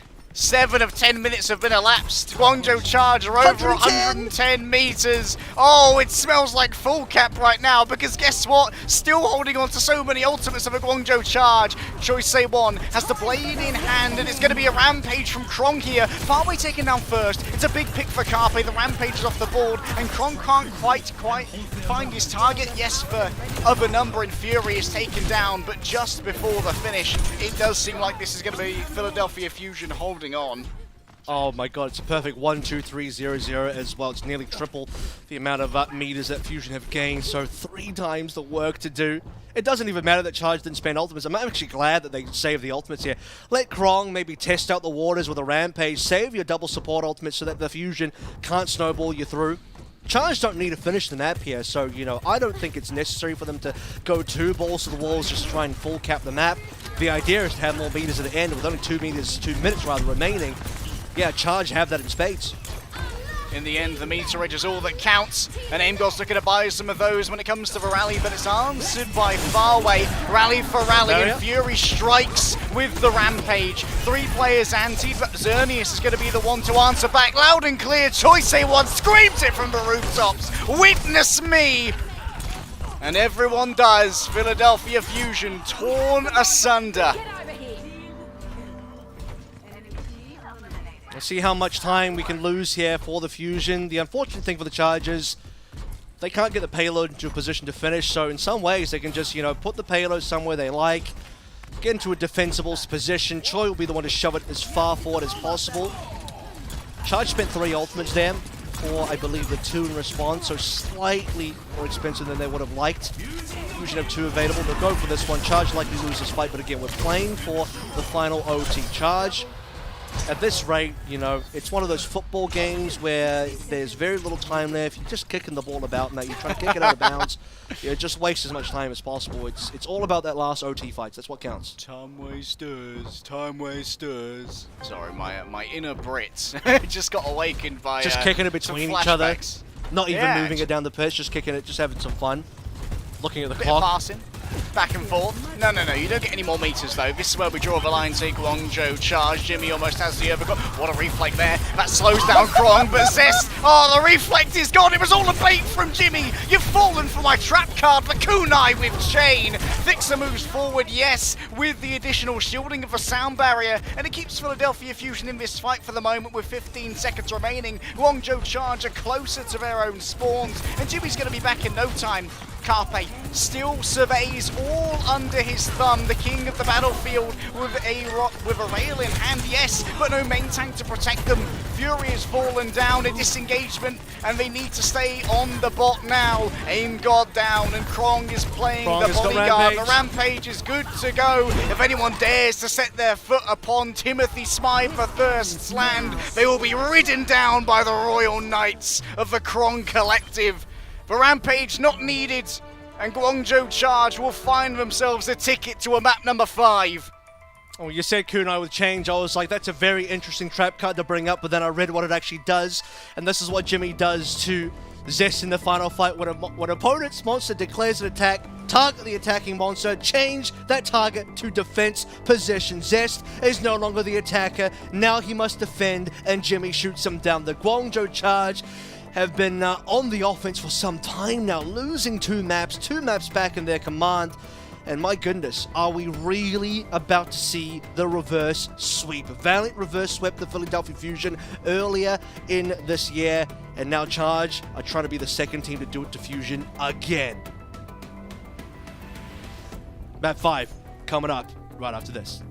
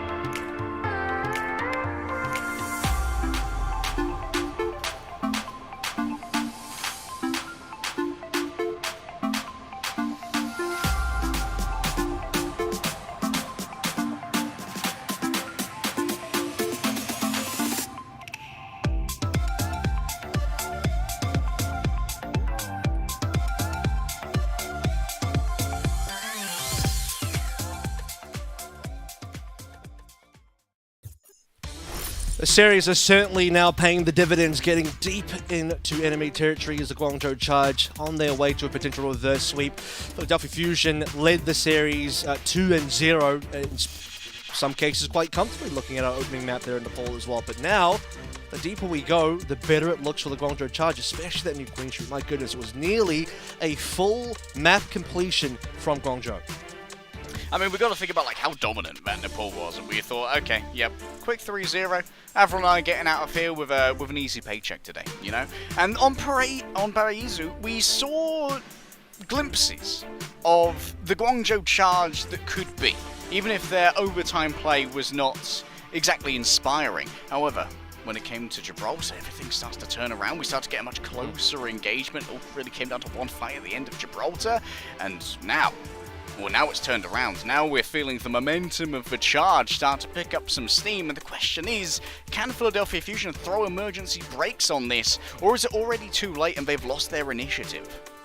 Yeah, and I think, you know, one of the key areas for the Fusion that we felt like was heavily overperforming, outperforming their Charge counterpart was the Fury versus Krong matchup. But I gotta say, taking a look at the last two maps, that's evened out quite a lot now. Fury is still getting the better of Krong every now and then for the most part. You know, statistically, he is getting more done, but not by a monstrous amount.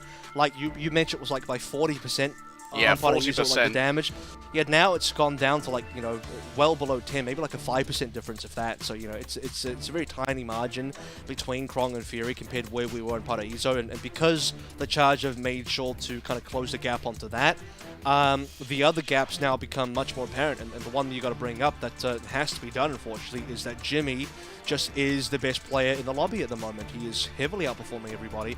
Lip did it to the Fusion yesterday with his Sojourn play. Jimmy's now doing it to the Fusion today. This just seems like the kryptonite of the Philadelphia Fusion. They can't deal with an opposing team if they have a Sojourn popping off.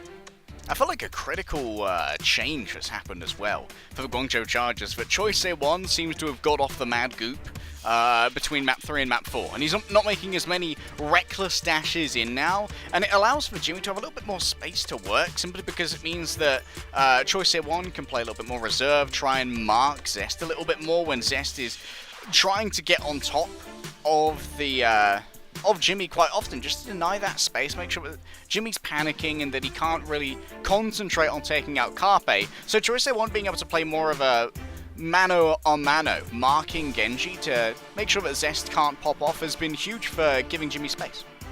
Yeah. Does Choice 1 go from Battle Ox to Enraged Battle Ox? We'll see. Lijiang Tower now. I didn't think we'd make it this far, but here we go. Lijiang Tower it is. Yeah, Choi's output has been pretty phenomenal as well. We actually, you know, noted that at the beginning of the map, Choi had significantly outpaced Zest on Blade in, you know, the opening couple of fights. You know, Choi had 0 deaths, Zest had been targeted and got down twice. A lot of the damage coming through from Jimmy to enable that. And here's the crazy thing about Jimmy is, like, even when you have maps where Choi technically he gets a lot more final blows than Jimmy, when you see the damage output and you see the HP powers of the Fusion, and you're like, they're just getting chunked out. Like, these members on 1 HP all the time, and then they just get cut up by Choi, who dashes in for the execution. That's Jimmy's rail laying up a dunk from Choi Se-hwan. So the damage is there from Jimmy that Choi then gets the final blow on. That's how the combinations have worked so far. So Jimmy's still really, to me, setting it up where Choi Se-hwan is, you know, taking the bat. You've heard the talent is there, Avril, but now for Guangzhou Charge, the damage is there. Moving on to a point first of a Philadelphia Fusion, kind of aggressive moving forward. Farway just standing out in the middle of nowhere like a lemming, and he's executed just as brutally. Farway and Jimmy find themselves in the Shadow Realm, and there's no Monster Reborn for this one. Zest is back. He is. I think the Shadow Realm is more like the Exile pile, where cards are removed entirely from play. From beyond the graveyard. But then at some stage, Exile just became another graveyard. It's the graveyard beyond the graveyard. Start bringing things back. In any case, well, let's look what happens here, though. Choice 1 getting Zest down. So Zest, the hero of the first opening fight, will now be the first death for the Philadelphia Fusion. Charge really wasting no time to get back into action. And Choi was still keeping up with Zest despite dying in that initial fight. And now he's giving himself a head fixer on 1 HP, but lives. Fury and Krong took a bit of damage here. It's not fully clean from the charges. In fact, Choi goes for a 1v1 play versus Fixer, and Fixer wins. I don't know how you're finding 1v1s when you're in a 4 versus 5. You've got to try and leverage the advantages that you have. Jimmy tries to cover the escape using that shot. Oh my goodness, it's Jimmy, he's back. Zest sent away. You're in timeout, kid. A chase here from Fury. Yes, it's brutal. And it's going to be the knife delivered by hand this time. And now the throw from Fury sends Xerneas away. And Philadelphia Fusion, yes, they did lose control of the point due to their disengagements, but it's quickly brought back. It's a 5v4 that Charge kind of can't really convert further, and you have to credit the Fusion for disengaging the way they do. They disengage all the way to the back of the map around Coast, which is kind of dangerous as well because you can't get booped off, but yeah, it ended up being that I saw Choi kind of going for an execution onto Fixer, what he thought would have been a kill there. Fixer doesn't end up happening. Though they'll find Zest again. This is the exact same kill that Charge got last time. We're going to run it entirely back. It's going to be the extra Rampage being pulled on through, though. No sound barrier just yet. 5% away. And Charge, because Choi Sehwan got hit by the Rampage, has no confidence to walk on in with the Blade. It's going to be rallying out. Hopefully traded for the rally on the opposite end. And Farway is holding his rally. Should be looking to pop. Finally. Zest. He can't be first death again. Plenty of armor. Fury misses the Carnage. And that means he's going to need a touch more healing. No more of a Bleeds to try and work on. Fixer dares everyone to move on forward, but Xerneas answers. Second beat, better beat, so they say. And Aim Gods found that out the hard way as Farway sends them down potentially into the pits below. Tartarus awaits for you, thine god of aiming. And I'm afraid that the Pantheon's not looking too kindly upon you. 3 down. Fusion now below the percentage point of the Charge as well. Very important that Charge actually win that fight, because if it goes any longer, Zest gets Blade, but Xerneas and Farway expended support ultimates already. That means no counter to Zest. He would have won that fight for the Fusion if it goes a little bit longer and they have the plays alive. But Charge make use of that secondary sound barrier that comes in ever so slightly later than Fixer to allow the Charge a little bit more extra time to play with, and time now starts to run out for the Philly Fusion. Got to head into final fight territory now. Once that 90% mark is there, Fusion have to get going. They're going to get going nice and early against Zest, but he's emptied out. Krong just solo rampaged him. I think that's kind of worth. Taken to the wasteland. No healing to be received. Yes, there is going to be a touch on the point here, but Guangzhou Charge, they only have to win one fight, and can't be. Your overclock means nothing to Krong. Fury cloven asunder by the Carnage, and yes, Zest has arrived, but there's nothing in his pockets. It's just lint and sadness as he watches from afar with a tear in his eye. I'm sorry, Bad Pachamari, for the cardiac arrest you may be feeling. What else has he got left to shave? You know, his head is already bald. He's going to start hitting skin after that. You know, he's not got any hair follicles left to bet, to gamble on. As Guangzhou Charge take a lead in this final map, 1-0 match point now secured by the Charge. What a way to end things up. The key star player for the Philadelphia Fusion, Zest, dead first twice in a row there. I think Choi got him as well twice in a row. Yeah, Choi allowing got the Charge a twice in a row. 5v4. Yeah, that just cannot happen. Philly Fusion, they're falling by the wayside. A couple of decent fights there. Good recovery there. Again, they defended well when they were 4v5 the first time. Fixer beats Choi in a 1v1, but beyond that, Charge are not to be stopped. And now Choi will be the one going through onto the Farah. See if this one can last. Zest has the opportunity to go back to spawn for an Echo, by the way, and this is where you would want to play an Echo just to counter out Choi directly. Concussive Blast.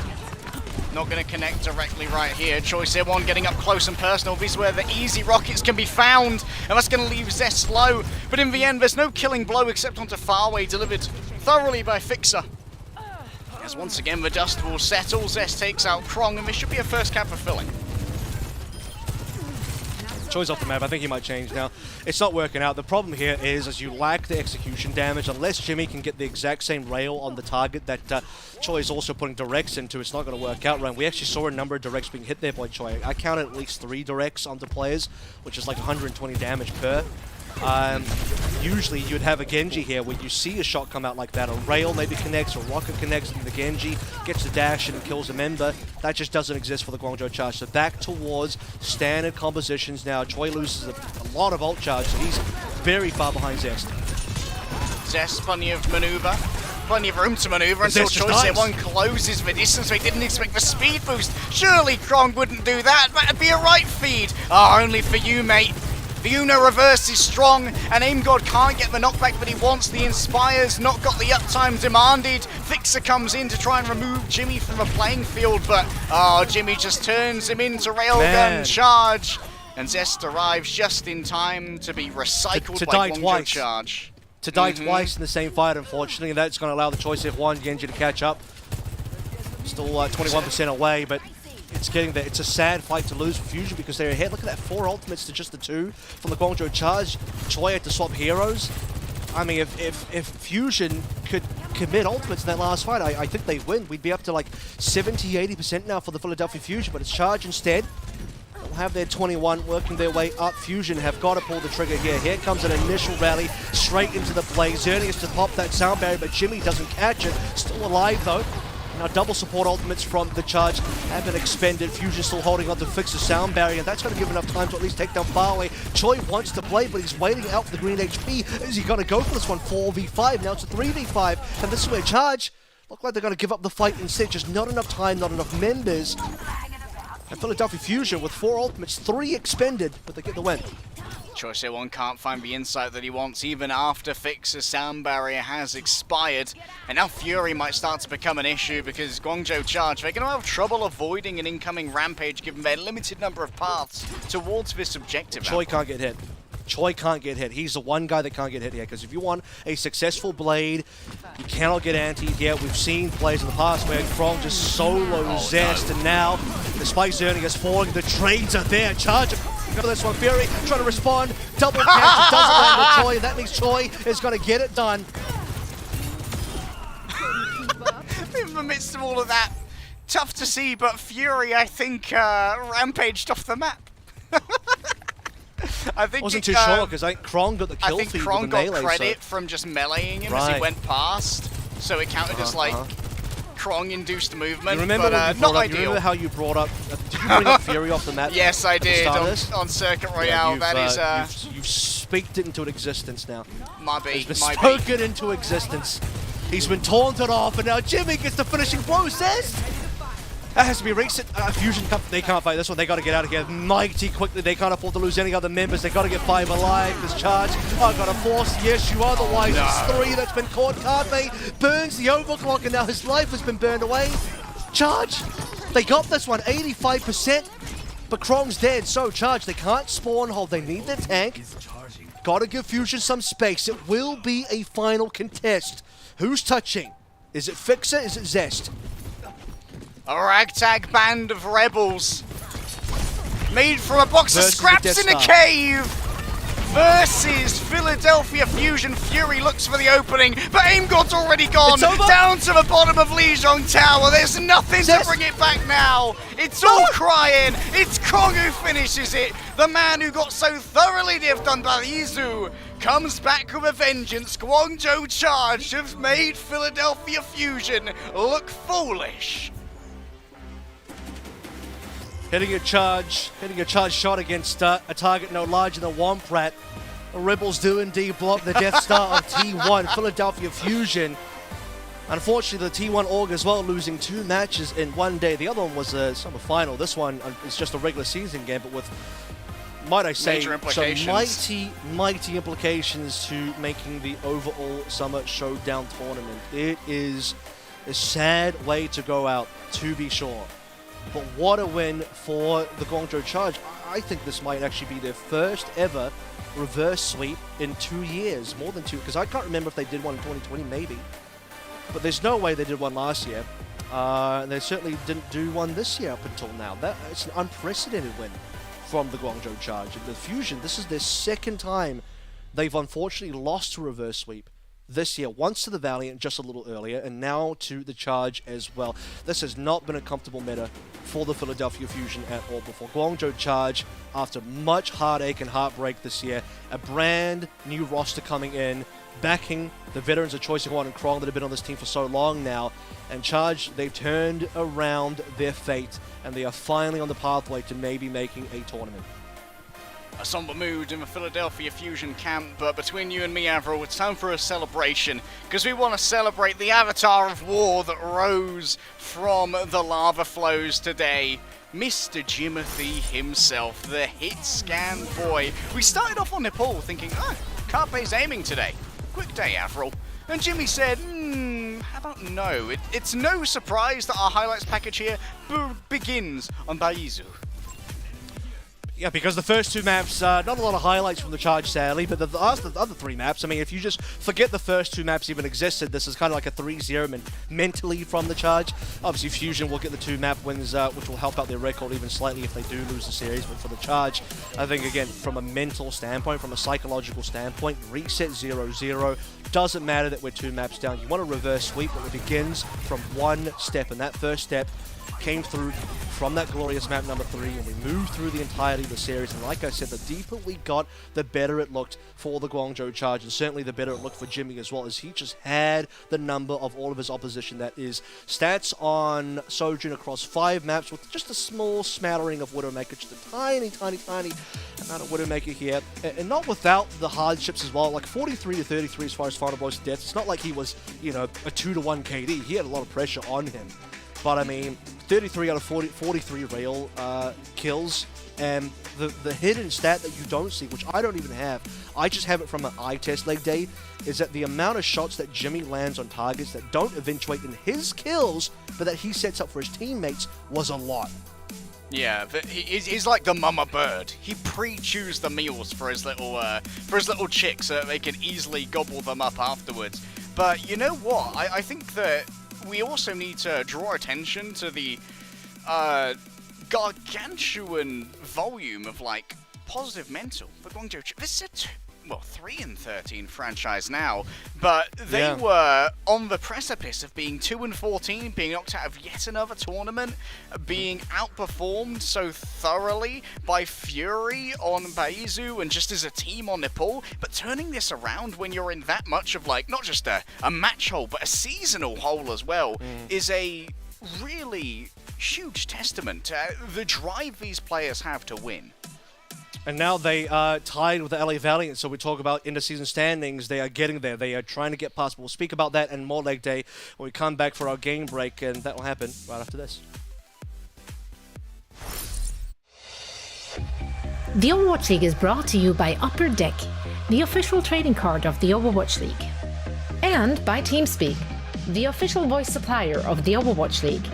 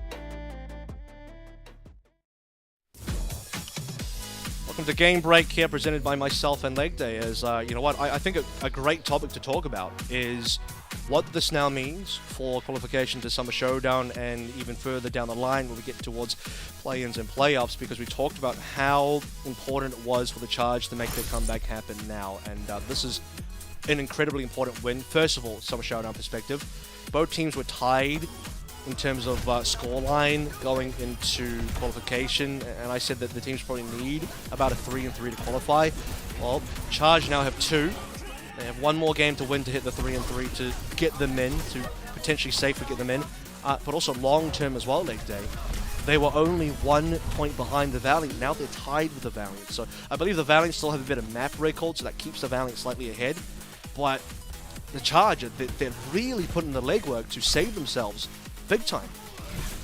Yeah, like, they each have 3 points now. Remember, if Guangzhou Charge even get to go to Summer Showdown, they will be getting an additional point just for attending, so that's equal to getting a win in the regular season. And this was such an important match for both of these teams, because remember, both of these teams actually went to 5 maps against the Los Angeles Valiant, who are currently, I believe, 0-4. So that's kind of, their easy game was done. Like, their freebie, even though it wasn't free in either of those games, was out of the way. It was all hard games from here on out, and winning this in particular was an absolute must, I believe, for these teams, unless Philadelphia can bring out something unholy against Seoul. They're going to have to. You know, technically speaking, the 3-3 dream to make Summer Showdown is not dead for Fusion, but to get it for Fusion now requires them to, like you mentioned, beat a team like Seoul, which doesn't look like anyone can beat. Like, I think Seoul are probably going to be... They're probably just going to keep... Yeah, okay, well, they'll get the confirmation that Fury does fly from that. You know, I think Seoul at this stage are going to beat everybody cleanly, with the exception of maybe Shanghai. I shouldn't see AimGod go off the map as well. There's a lot of players off the map here. Yeah, it's a miracle. It would take a miracle now for Fusion to do it. But I got to say, here's my raw, high-grade, military-grade copium for Fusion, and that is that they... Due to the fact that they're very inconsistent, they're a team that is both capable of beating the very best teams while also losing to, technically speaking, the worst teams as well, given standings. Charge are also 7th. I don't think Charge is 7th in power ranking. I think Valiant might actually be the worst team by power ranking. But my point is, this team, Fusion, they've beaten Seoul before. They've beaten Shanghai before. It is technically possible, but will it be doable? Who knows, Leg Day. Forgetting about that for a little bit, though, let's start moving forward. We do have Chengdu versus Shanghai coming up, so we'll take another bit of a break, but when we come back, dude, this should be a pretty monstrous game, because both teams are the top 3 currently. This is a banger incoming. Stay tuned. We'll see you there.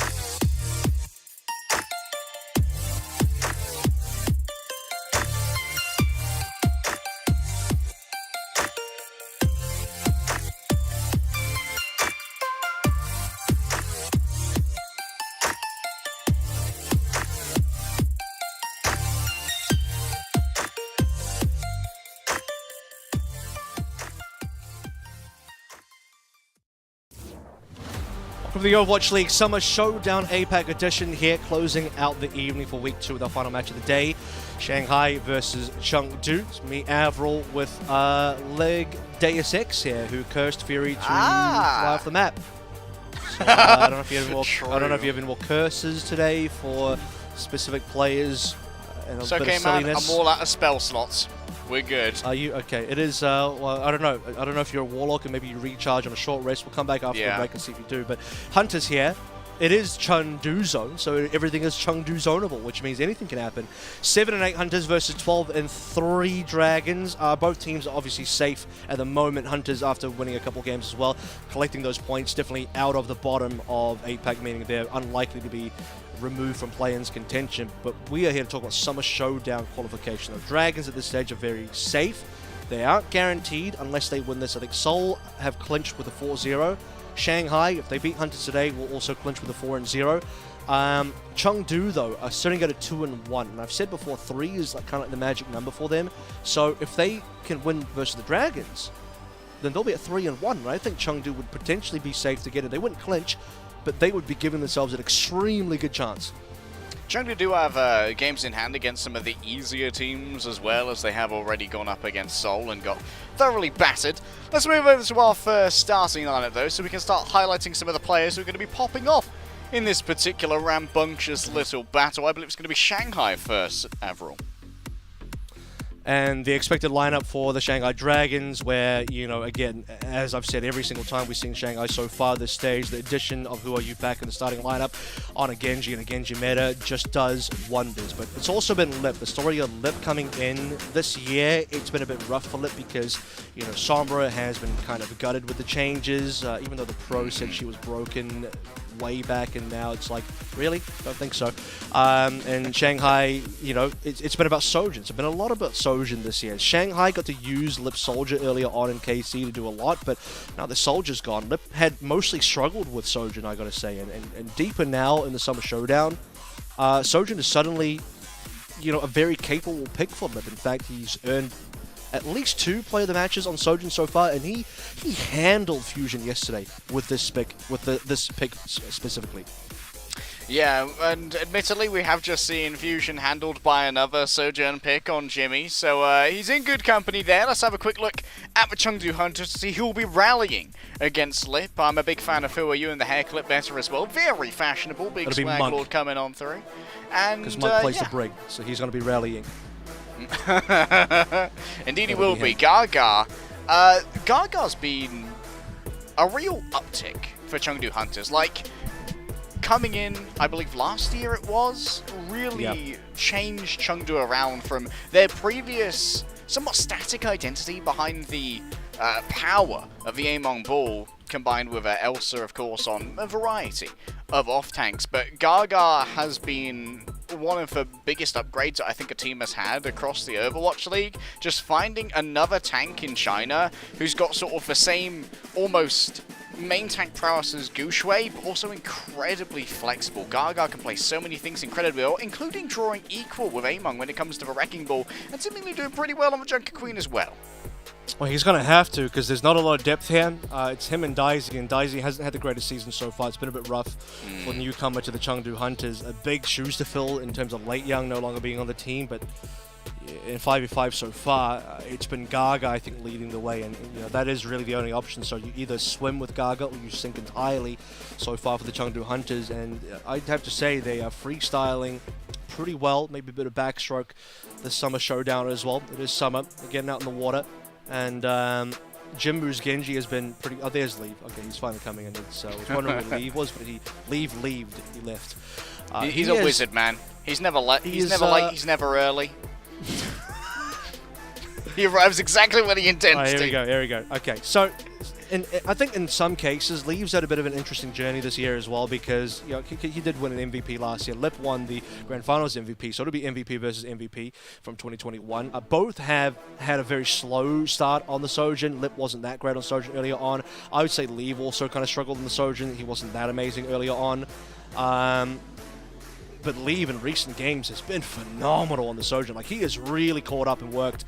Jinmu as well has been great on that Genji, and these are two of the most important heroes. As long as Gaga isn't doing things poorly, he's fine. Void will be a difficult opponent for him today. The backline of Chengdu has been doing admirably. Monk has surprised me quite a lot on that Brig, but Easiak and Lee Jae-gon have been looking phenomenal. That is probably what is, in my opinion, going to be the most difficult part for Chengdu to get over. I actually believe that their DPS line, their tank, is probably going to do okay versus the Shanghai Dragons. It's the difference in supports that might be the make or break here leg day as we get started on Oasis. Could we say that this match has an Avril seal of banger? I'll tell you after 5 maps. After 5, no, actually, Okay, I'll tell you after 4 maps. 5 When we get to the 5th map, I'll be like, boom, this is my seal of approval for Alright, Avril cool. banger. Yeah. You know what? You don't give No, those out I easy. think it will be. Here's an actual really fun thing about Shanghai and Chengdu is that Lip has kind of blossomed this new friendship with Jinmu that started earlier this year when Shanghai were in a little bit more trouble in terms of their season hopes. They were struggling, right? And Lip and Jinmu started playing a lot of rank together. At home as well. Sure, yeah. There was you guys didn't see this in the messaging, but in the chat, in the lobby before we got into the game, Lip says, or rather Jinmu says to Lip, he says, "Don't aim me, please." And Lip and the camera had a bit of a laugh, so we'll see how much of that happens. As we head into the first neutral on jump pad. Falling a little bit low, Lee Jae-gon playing gatekeeper for the moment. Gaga does go low, but Lee Jae-gon forced to retreat from the high ground, which is going to be a quick reset. And you can see that at the moment, Monk and Nisha are doing their best to make sure no one gets out of that bouncy castle unscathed. And it will be Jinmu on to Iziaki first and foremost. So the first blood being found there, Shanghai. A bit of HP trouble. Losing one of your healers means that Void's going to have a little bit of trouble staying up and might end up getting targeted here. Shanghai, for what it's worth, have done well to maintain their 4 alive, and if they can get Iziaki back to action, they can actually stabilize here. And in fact, they haven't even allowed Chengdu to cap. Oh, where's the backup here? There are 5 members of Chengdu Hunters, yet no one looking at that door between Huayu and Jinmu. Getting rid of Huayu would have been instrumental for making sure the Shanghai Dragons couldn't get in here for a fast fight. And once again, Huayu is under the auspices of so many Chengdu Hunters pokes, but it's Lip who finds the real pain being delivered by Leave. You talked about how much Leave is impressive on the Sojourn so far, and Shanghai Dragons are finding it out the hard way. Please don't aim me, but aim he do. What would be Who Are You taking out Jinmu here as Lee took out his counterpart, as we sort of mentioned.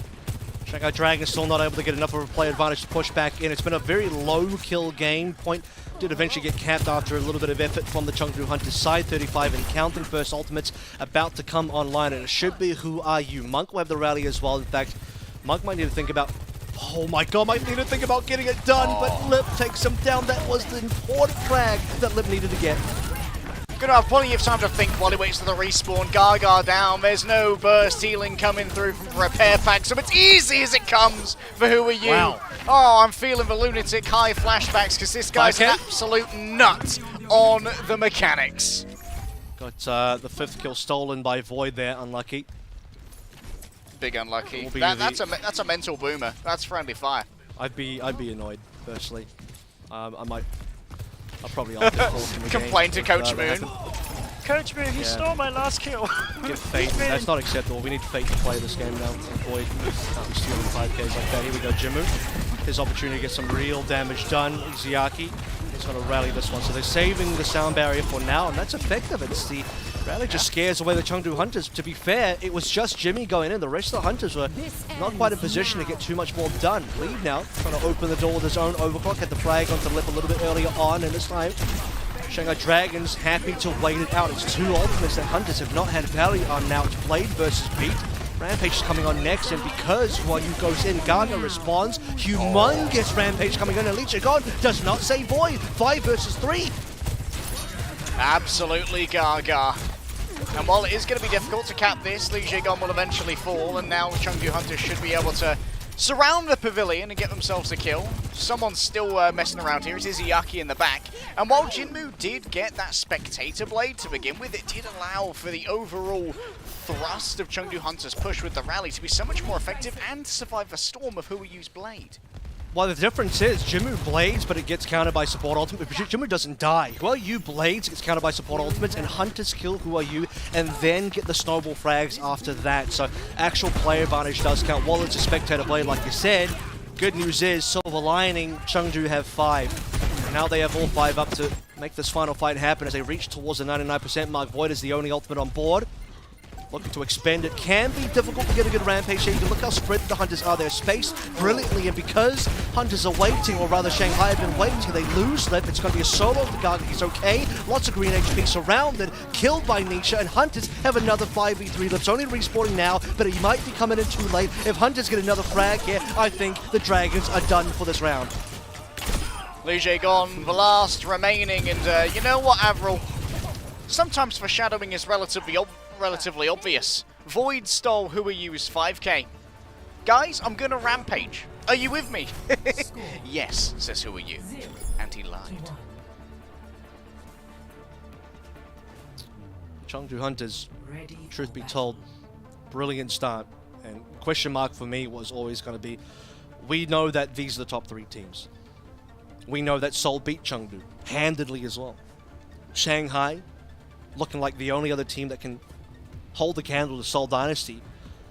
2 things are relevant here. 1, the result to Chengdu from Shanghai is going to get compared to the Seoul result. However, context does matter. I think Hunters have also improved a lot since that Seoul game. So now the real question becomes, how far have Hunters improved? Enough to beat the Shanghai Dragons? Because our current ranking, probably you'd say, looks at Seoul 1, Shanghai 2, Chengdu 3. Can Chengdu maybe get one over Shanghai and get 2 instead? Alright, the 2 versus 2. On the outside, Lige gone, going to be forced to back off for but a moment. And you know, Shanghai Dragons, they're probably pretty confident with this. 2 mechanical monsters Successful. here. There it is. Lige gone. It's a Lucio diff, he declares. I saw that one coming. You see Lige gone. He's playing not quite Skybox, but whatever the ceiling capacity of a university is. Dive bombing on top of Nisha. I thought maybe Nisha would have been okay, given that he's a Lucio that can also wall ride, but couldn't find the wall and will go down. So it's a nice opening pick via the Lucio, and Lijigon will be happy to collect the 40% advantage to Nisha's 25. And Hunters will have to be the ones looking for an opportunity to walk on in, as Dragons already have Cap. Leave on Lip again. Oh my goodness. 2 rounds in a row. Leave has found this. And you talked about, Avril, as we came into this matchup, how much of a monster Leaf has been on the Sojourn. And it's only becoming more and more true with each passing moment. Yeah, that's true, and that's pretty true, and furthermore, it's true. Jimu and Nisha adding to that as well. Chengdu Hunters now on the slow comeback towards the 36. It won't be taking them that long. They could probably get that in the space of another fight coming in from the Shanghai Dragons. No further ultimates, in fact just no ultimates. Li Jigon had a bit of a lead that's now been closed up reasonably significantly. Nisha's only trailing behind by a small bit now, less than 10%. Lip got another rail, but it doesn't go to their head. That's a bit of PTSD for him, though. Nearly died again to leave. It's about building up that fear factor, conditioning the enemy. Gaga has a knife inside of a Brigitte, holds onto it for a moment. Now using physical cover to try to avoid getting pulled in by Void. No one's to be gained from the carnage. Alright, your disengagement stopped by the knife, but everyone from Shanghai moves forward anyway. Gaga and Nisha so low, but Monk keeps them up for about a second. Jinmu getting so much damage here and almost has the blade, but a swap over for Shanghai Dragons. Jinmu moves in, blade in hand, and a sound barrier in his back as well. I've got the power of God Animate and the boombox on my side, but it's Who Are You who turns it around with the reverse. And Shanghai Dragons found Chengdu Hunters overextended, overstretched, and with no rear guard.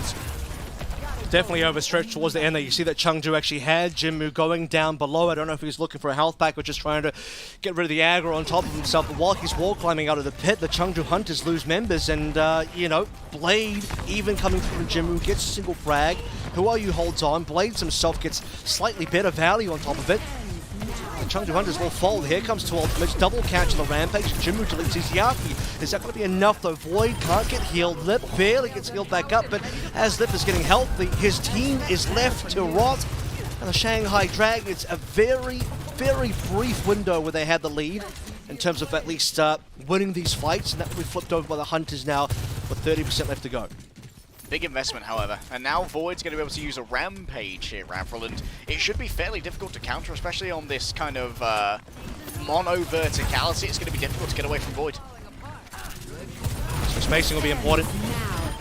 Well, you just next on Gaga, so this might be a fight where they can just save the ultimates. I don't even know if you want to use the Rampage anymore, especially since that Lip is already overclocked, and Shanghai can force final engagement here. Chengdu got to leave Speaking of which gets lit, they got to make sure they can actually get out of here with players alive and reset properly, but not looking like it. Shanghai might win off the back of these staggered kills.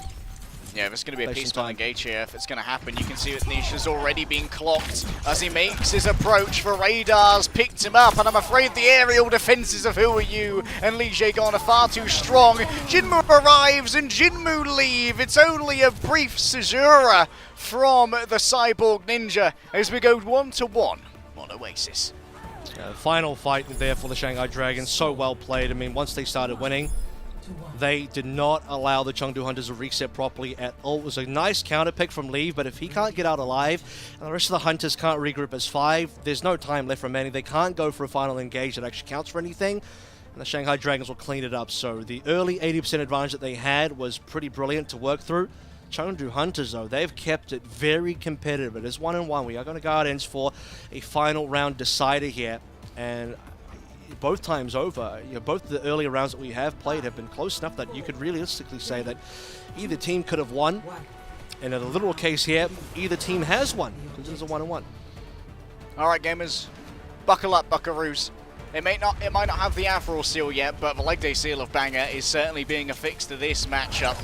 A battle for the high ground to begin with as Jinmu wants Who Are You, but there's no dash to play with, and so Who Are You can get himself back into the loving arms of those supports. And here we go, Izuyaki in the corner, and there's not much to save him, but Lip at least, we might not be able to save the world, but you'll be damn sure that we'll avenge it, Avril. Lip says no dice in terms of not shooting Jinmu. Here's a headshot straight away. Been missing that from Lip. He's been mainly getting killed by Lee, but he'll return the favor at least this one time.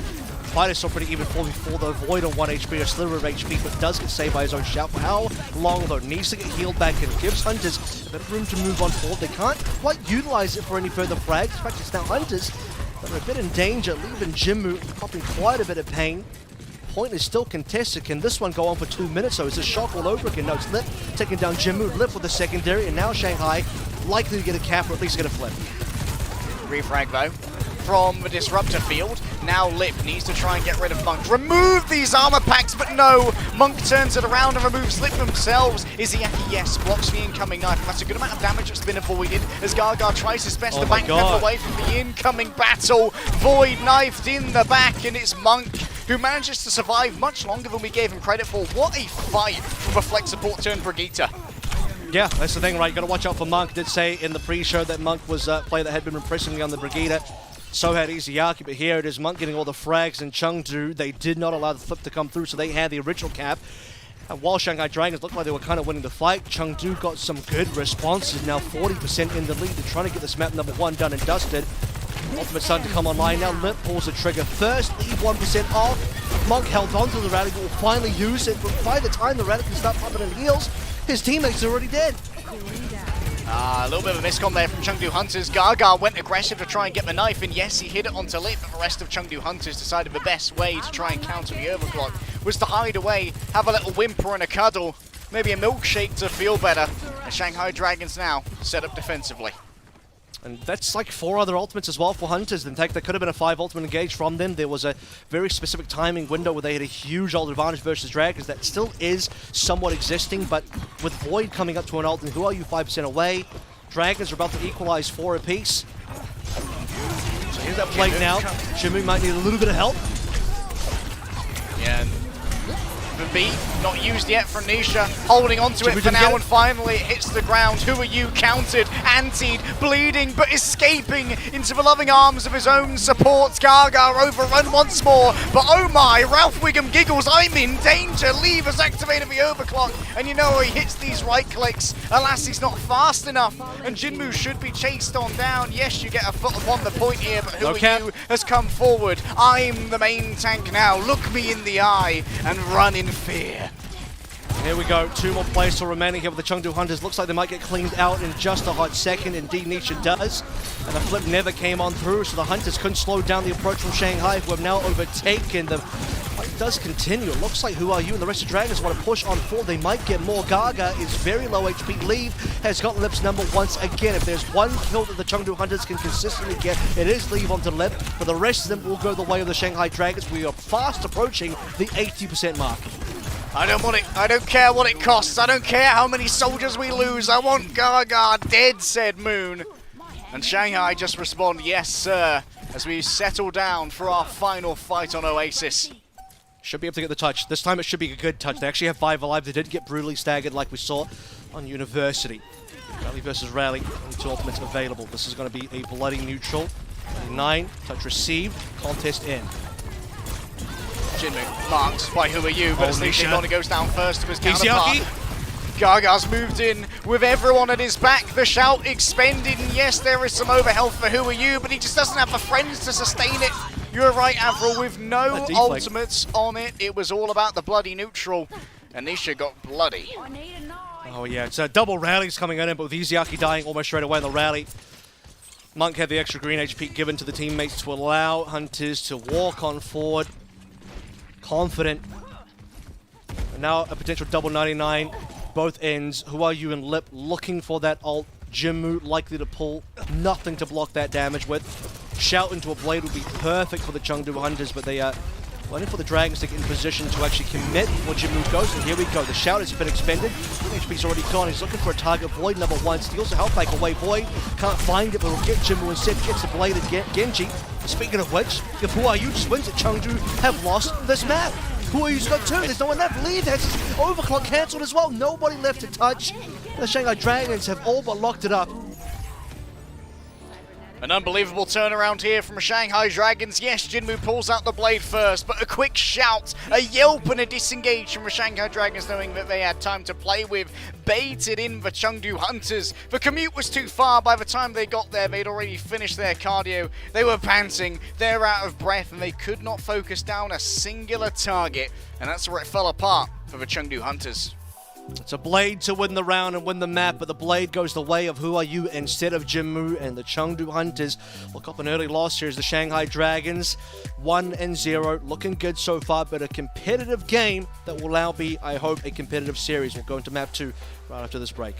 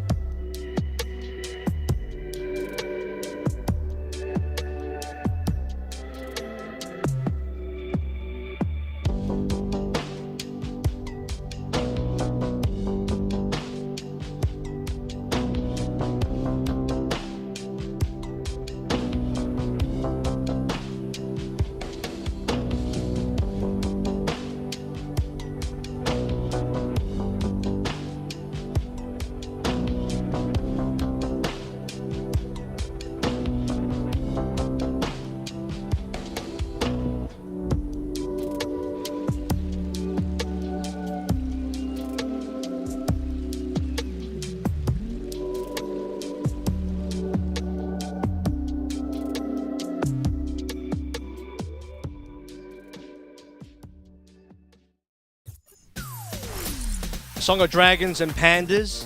It's the APAC version of game of Overwatch. Pretty good so far, gotta say.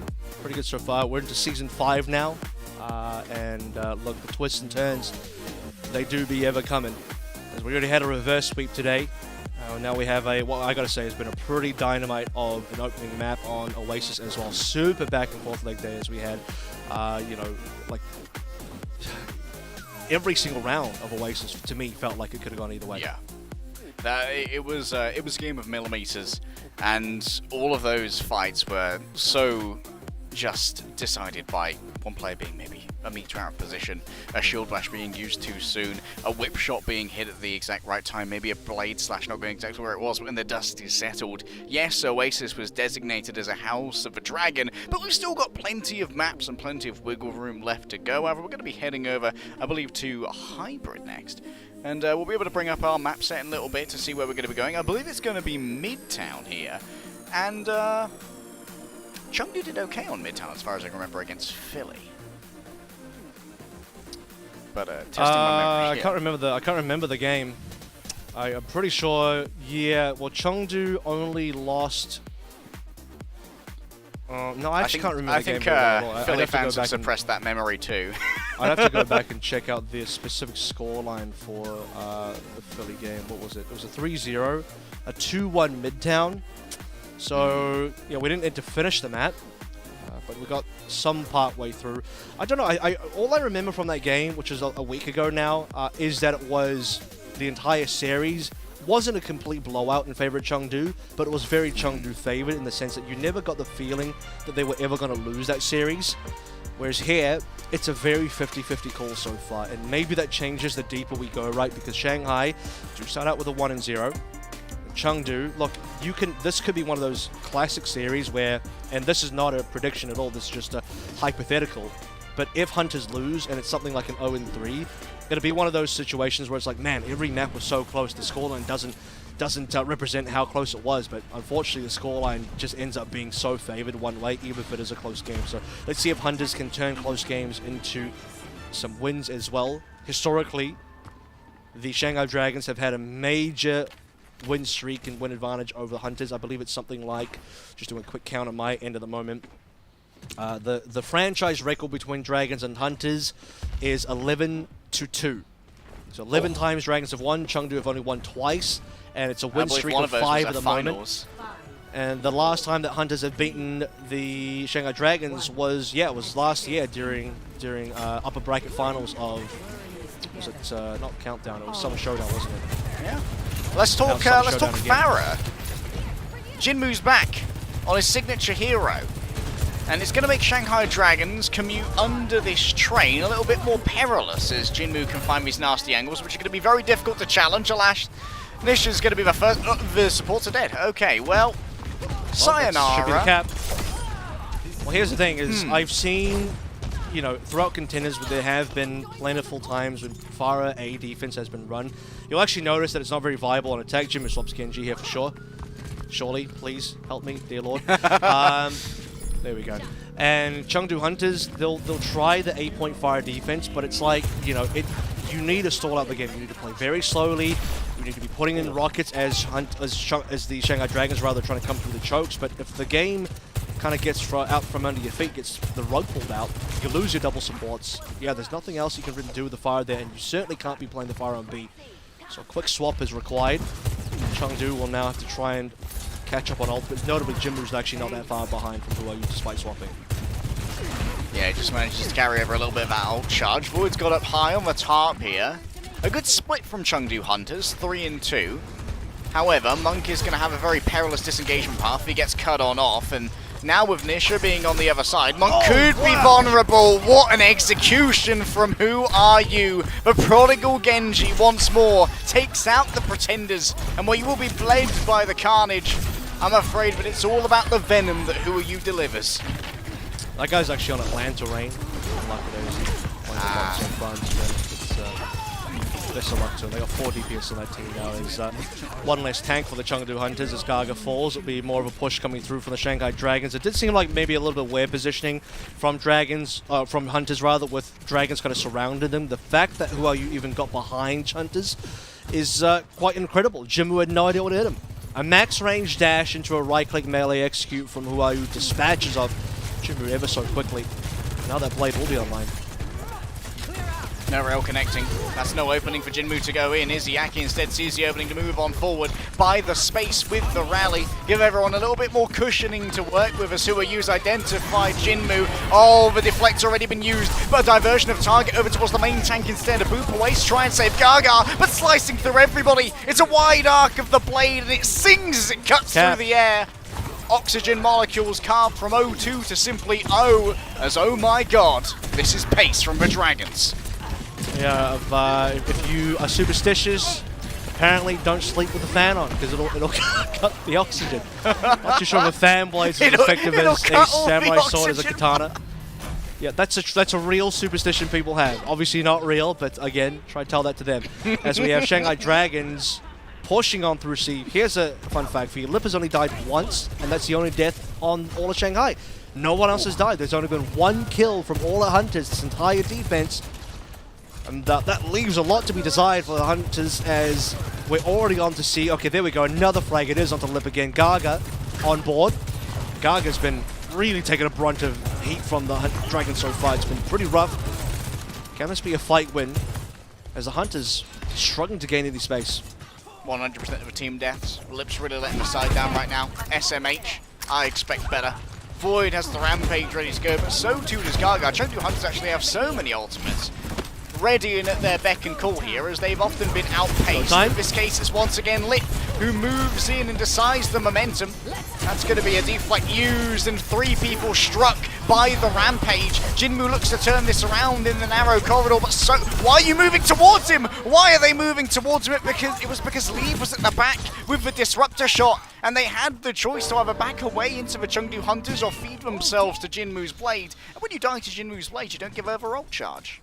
Well, in either case, they will be dying. They will get spawn camp now. The Hunters finally strike back. They go from not really having any frags to now 8 total over the course of the last fight. Lipper is just going to get picked up by Nietzsche. That is a strange one to see on the kill feed this early on, but there it is. Has been found. Hunters had, what was it again, almost 5 ultimates in that last fight. Most of them got burned to a high degree. Only 4 ultimates, but Monk didn't quite have the rally, so that rally will be online very soon. And speaking of which, of the Hunters coming online for ultimates, they're backing out a fair distance, giving the Dragons some space to work with. You know, Lip's currently achieving a flettered death lift. He's currently 4 out of the 8 deaths. Shanghai Dragons, though, now in immediate peril. The rampage hits so many, but Li Jaegon answers it just in time. Gaga now technically surrounded, and that health might not last for long, but Void has at least been taken out by a well-placed shot from Leave. Still a monster on the Sojourn, even without Monk at his back. Jinmu caught in the corridor as Huayu turns around, looking to get some value out of these dashes, running low on HP, but there should be an armor pack waiting for them. This is going to be a little bit of a stalemate fought here by the Shanghai Dragons. Low HP. Gaga and Leave got caught low there, Nisha as well. Has to be careful. Maybe this rally is exactly what they got to do to come back instead, and they are trying to run down the Shanghai Dragons, but again, Dragons do such a good job of disengaging up until that point where they finally catch Void. That's at least going to be 1. Can they get more than that? Lip returns to kills. Both of the Sojourn players will find a rail headshot. It's not enough for Hunters to go for a spawn camp. They're losing Gaga. It means that you have to pull back. You have to wait for the respawners, but you are bleeding the timer down. Notably, it's only down to 2 now. I think we've shaved this one down by half. Yeah, we had about 5 minutes coming in. 3 of them are gone now. And Shanghai Dragons haven't been building up a reputable ult bank this entire time. Still Huayu with the blade, good to go. Nisha ready to answer it, but so too is Jinmu. And Chengdu Hunters, they're going to have an advantage in positioning here until Shanghai Dragons can force them out of these sort of nooks and crannies. We'll be looking for the Huayu blade, notably, right? There has to be the blade versus the Nisha sound barrier, but Leave won't give them the shot. Leave won't give them a chance at all. Leave is going to be sending them right back to the spawn room. And at this point, if you are still keeping up with frags, I mean, Chengdu have caught up. They have well and truly caught up now. In fact, they've overtaken. It was, I believe, 1-12. One final blow for Hunters to the Shanghai's 12. Now it's 17-16. Hunters they've actually overtaken as a squad compared to Shanghai. This defense has been solid. We have seen Hunters at 4 ults before. You'll see them at that again. An absolute bargain. It's been both solid and cheap. Chengdu Hunters still have 4 ultimates ready to go. But this is going to be a cataclysmic battle as Shanghai almost have 5. Void once again going to be the primary target. Can a headshot be delivered? No, the knife gets there first. My knife moves at the speed of sound. As Shanghai Dragons, they may have used the rally, but they're only going to be rallying in the spawn now. It's a flawless attack here for the Chengdu Hunters at the cost of 2 ultimates as 40 seconds remain. It's 2-1, but better than that because Hunters win cleanly. They get the spawn camp. That's the win condition for being able to push further forward, waste a bit of time, and as time runs out, 30 seconds remain. You got to touch, remember. Shanghai Dragons can't afford to get spawn camp. Who are you on 1 HP as well? He can't even effectively play. The sound barrier must be used, and it will be responded to on the opposite end. Monk signs the extra rally to play through as well. Void waiting for his perfect moment to use that rampage. Catches everybody, or just the 3, but importantly gets Gaga down. Rally is not going to save the tanker Hunters, and Dragons might have finally got the push they were looking for. I don't like that rally at all. That would have been a good way to try and get a battle towards the end. Yes, Jinmu might be able to save himself by going up to high ground here. But the chase could be strong. Leave has once again shown his face. Oh, that's no, big. It's just stagger after stagger. This is brutal, Avril. And now Lit moves on forward. It's my turn to overclock, bum. Oh, gee. Coach Moon lets you have 2 ultimates. Shanghai Dragons will complete. They'll do it in overtime, but it's better than not doing it at all. And for a team that had a, did you say 5-minute time bank coming into C, it does hurt. It is painful to not get it done in 5 minutes. But again, you'll at least do it. So that's a silver lining that you can be happy with and at least content with, if not extremely pleased by. Hunters, they recovered beautifully after a shockingly bad A and B defense. I think a lot of that was due to the fact that, again, they gambled on this Pharah A defense, and Shanghai did not care. Deleted Monk and Nisha, and doesn't matter what Jinmu does at that stage. They go for the swap back over to the Genji, try and defend B. Who are you with an insanely cool execution on the Jinmu from the back? Allows the Shanghai Dragons to snowball through B as well, and it wasn't until Hunters could collect 4 ultimates on C did they actually mount a proper defense. And now we end the first half, and because we've been sort of keeping up with the stats a little bit here, as a reminder, when Chengdu started C, they only had 1 final blow. Now it's an even 22 across the board. Both teams have 22. Hunters really caught up big on that C defense. Defending for 5 minutes, that's not a small or easy task. Gaga outpacing Void a little when it comes to the Junker Queen damage, about 7.5k to 6.1. However, I think that Chengdu Hunters really suffered early on this map, Avril, because they were doing things that were too smart. They did the yeah, Pharah. Not just the Pharah, but also they did a load of split positions. But Shanghai Dragons read really well, and that's how Who Are You managed to get that cool execution from the back onto Jinmu, because he was actually coming back from chasing off Nisha. That was B as well, so yeah, we had Hunters kind of, they were a little bit split because you had players kind of holding main, a few players in construction as well, on the side of that window. So take a look at this, how Easy did get caught a little bit, the shields up and flying so far. Gaga is the one that's actually taking the brunt of the damage, so the Hunters have to back out a little bit, at least be respectful. Motive for both of these teams. Void's actually been taking a huge amount of damage from the Chengdu Hunters as well. We saw that on point C. Huge amounts of focus. And speaking of which, Monk is called as a focus target, and Shanghai Dragons answer the call, but was sent out by Who Are You. Alright, well, 3K. Great start for Who Are You. I don't think he was going to get 5 there. I think 4 might have been on the cards, but 5 would have been too much because Hunters had already regrouped and spawned. It's a 51% to 41% Blade lead, though, which is not the most disgustingly high lead, but it will definitely count. Who Are You is, he's a ninja in various ways. Obviously, he's playing Genji, but also no one sees him. It's like he's invisible sometimes. He just finds his execution onto Gaga from behind, similar to what he did to Jinmu on that B attack as well. The previous round of play. Saw that Jinmu actually went on the flank for the time being, trying to get a bit of extra damage done, but this fight just goes on to the point where Leave eventually breaks the dam open with the headshot. Here's Yaki. Taken down. Jinmu going to be punished for this, but with Lit down, there's a good range advantage here for Leave. And Gaga roars on in. Everyone moves forward. The beacons are lit. Gaga calls for aid. And who shall answer but, of course, Nesha running forward. Oh, that's a nice boop there on the sound barrier. Extends the cast for Ligier on yes, but no one can be finished in the time that it took. The sound barrier is effective because it keeps them up, it keeps Dragons on the defense, and well, the Chengdu Hunters couldn't keep Leave alive. They're going to go for the light sound barrier now. Leave is about to respawn. It's 4 members that have been saved. Gaga still on half HP, and now who are you? Smack his lips, sees an opportunity that he could blade on. They lose Izayaki, so who are you needs to win this one for the Dragons. Hunters looking like they're backing out, which means Dragons get to hold on a little bit longer without expending extra resources. And last cleanup on Anisha, as Anisha was in deep. Means it's a staggered spawn as well. Hunters, unfortunately, despite getting on the point, putting Dragons to the blade, it's not good enough. They only get the 1 tick. And Void, he's been surviving on this defense. And it's meant that there's always these intermittent shouts coming up, which allow Shanghai Dragons to find the openings in Chengdu Hunter's presage. There's a blade coming through from the back. Jinmu and Who Are You both unsheathe those katanas. And wow, Monk is going to be able to get the melee damage that's needed, but Nisha's taking down in the midst of all of this. Lit clean when it comes to the shots, and Jinmu, that reflect cannot last for long enough. Shanghai Dragons round upon the Genji, and Lee unfortunately will have to accept his death. The baby diva with a lot more firepower, but unfortunately in this case, just as fragile. Very long death there that Hunters at this stage can really barely afford. 40 seconds remaining, and all attempts at really getting some mileage on this A point have been pretty fruitless. And we talk about them needing to finish the map here as well, by the way. Yeah, okay, they defended for 5 minutes on C, but they're about to lose 4 minutes on A, so a lot of catch-up required if they can actually get this point underway. It's going to come down to Leave. Major hit coming through from Void as well. 3-man connection, but don't seem to be dead just yet. The shout from Gaga keeps them up, but it does mean that Leave had to back up, and they couldn't really get anything done on the overclock.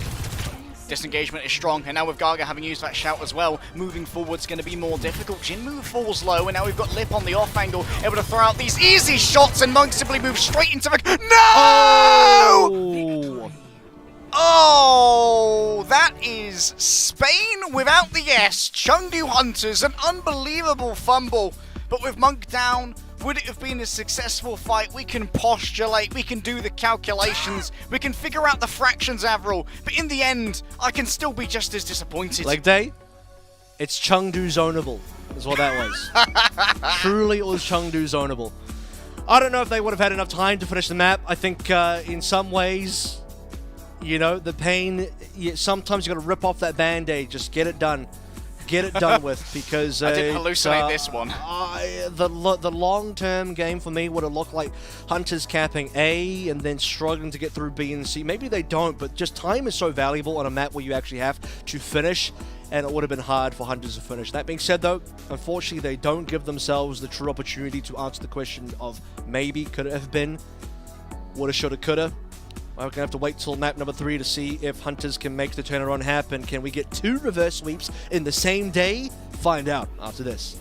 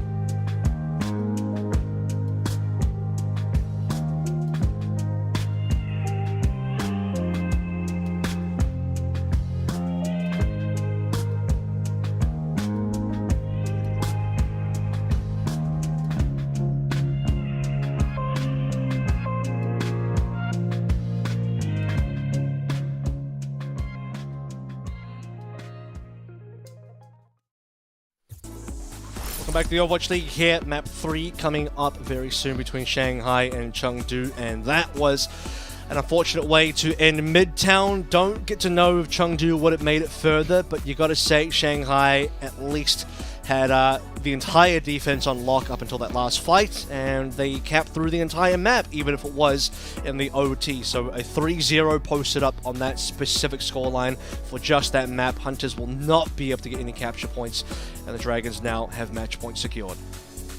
And the thing is, with what Chengdu just showed on their point A of Midtown, I'm like thinking well into the future here. But when we get towards Summer Showdown and we get towards like loser picks maps, there's a world where teams might now prefer to take Chengdu over towards Midtown, where their point A seems weak both on the offense and on the defense. We're going to be heading over to our escort map next, and I believe it's going to be Circuit Royale. Yeah. And this is one of the areas where we saw a good amount of Genji, even in the Tracer meta. So I imagine that maybe Who Are You actually got some time scrimming this earlier in the year, and Who Are You I'll has say one certainly thing. been showing off today. Not to backtrack too much as we head into map number 3 here, I actually think that to me it was more about Dragons being able to disengage well and play the defense well, and if Hunters had played that same offense versus a number of other teams not called Seoul and not called Shanghai, they would have capped. C9 aside, obviously. Defense-wise, to me, they took a gamble on an off meta for a Pharah. It didn't work out. That's just specifically talking to A. Obviously, different things happen on B. And they got snowballed from A because of that as well. So there's fixable things there. And Hunters, to me, didn't play awfully on that map. I mean, it takes a lot of effort to get a 5-minute defense, if anything. So there's some small rays of hope there, a little bit of copium for a lost map on Midtown. But, you know, we do expect Dragons ultimately to be the better team. And, alright, Jimmu, you played the piano yesterday. We're going to get another concert today. Just thinking So about no it. concert? Sad Oh, times. you got all of Shanghai rolling up for the concert. No piano? Denied live music by Jinmu. If they get 3-0'd, you know who's to blame. Early spotting here of Void from nice intelligent Sonic Arrow.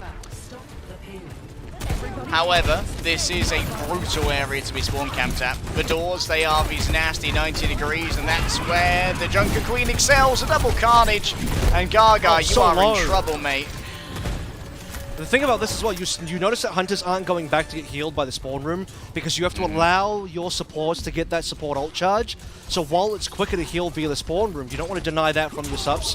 Izayaki, though, will get denied his life as the Dragons. The spawn hold has unfortunately failed. Even if that is the only kill the Hunters get, it's the only kill they need. One is all that it takes, but Who Are You still demands blood. He's like a troll on the bridge. You've got to pay for Who Are You toll. He's paid in blood this time, and Chengdu Hunters begin rolling the cart forward, Avril. Well, thankfully for Jinmu, the respawn distance is mighty quick, so, you know, you turn around and you can go straight back to the bridge. And there's a bridge approaching as well, but we're going to go into that one fairly quickly. Next fight should come in from the hairpin around this little shop. For the Chengdu Hunters, they're getting away with quite a bit of difference in the ult charge for the supports. That can really mean the difference here. Just a tempo rally, a tempo sound barrier to get you past. Super big. Jimmer's okay. He caught the health pack. Li Jaegon does not want him to be okay. So now we've got the classic 2 versus 2 between the Lucio and the Genji. And Who Are You's actually expended his dash here, so he can't disengage. As he gets too low, he was too bloodthirsty. And Shanghai Dragons start disengaging. This is what brought them that defense back on Midtown. It was all about the good disengages. And yes, Jinmu got too eager. Lit put them down. Now you've got to move in and touch the cart. That gets you into the effective range of Gaga. And yes, the sound barrier ready from Nisha. This is the momentum moving forward. Void is overrun. Bulldozed over by Chengdu Hunters as Lee throws a couple of shots into a deflect. Li Jaegon is forced to scurry away and then back to the cart with a touch more health. That's brought to 0 in short order by Lee. That's going to be a cap. It's a one-to-one trade in terms of players. Right at the beginning, you lose Who Are You, traded for Jinmu.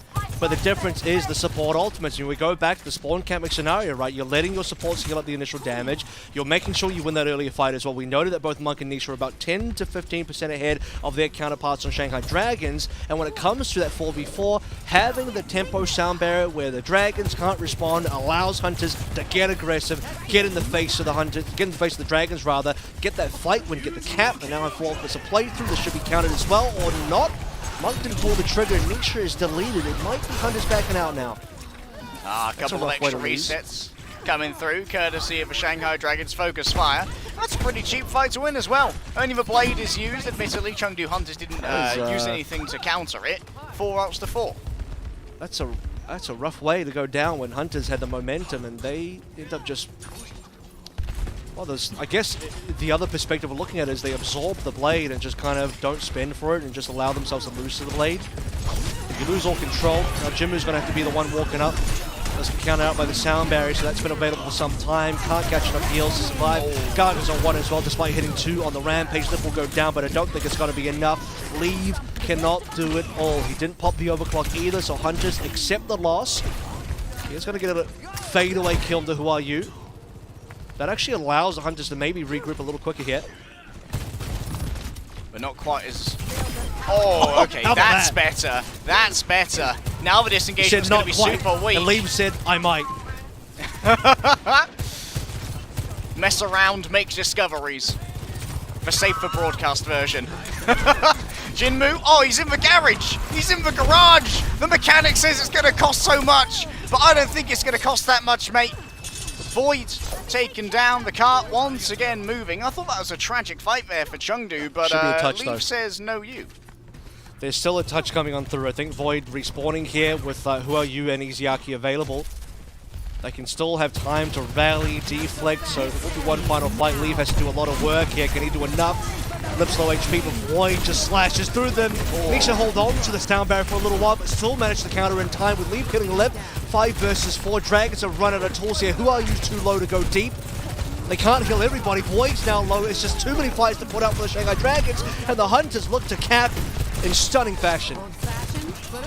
What a response to a 5-man rampage. Yes, they're all together, but Shanghai Dragons simply could not follow up on the damage that Void had brought to the fore, because Nisha perfectly timed with the sound barrier, making sure there was plenty of cushioning on that ticking bleed damage, even through the antes. Probably held slightly long from my perspective, from my nitpicking perspective.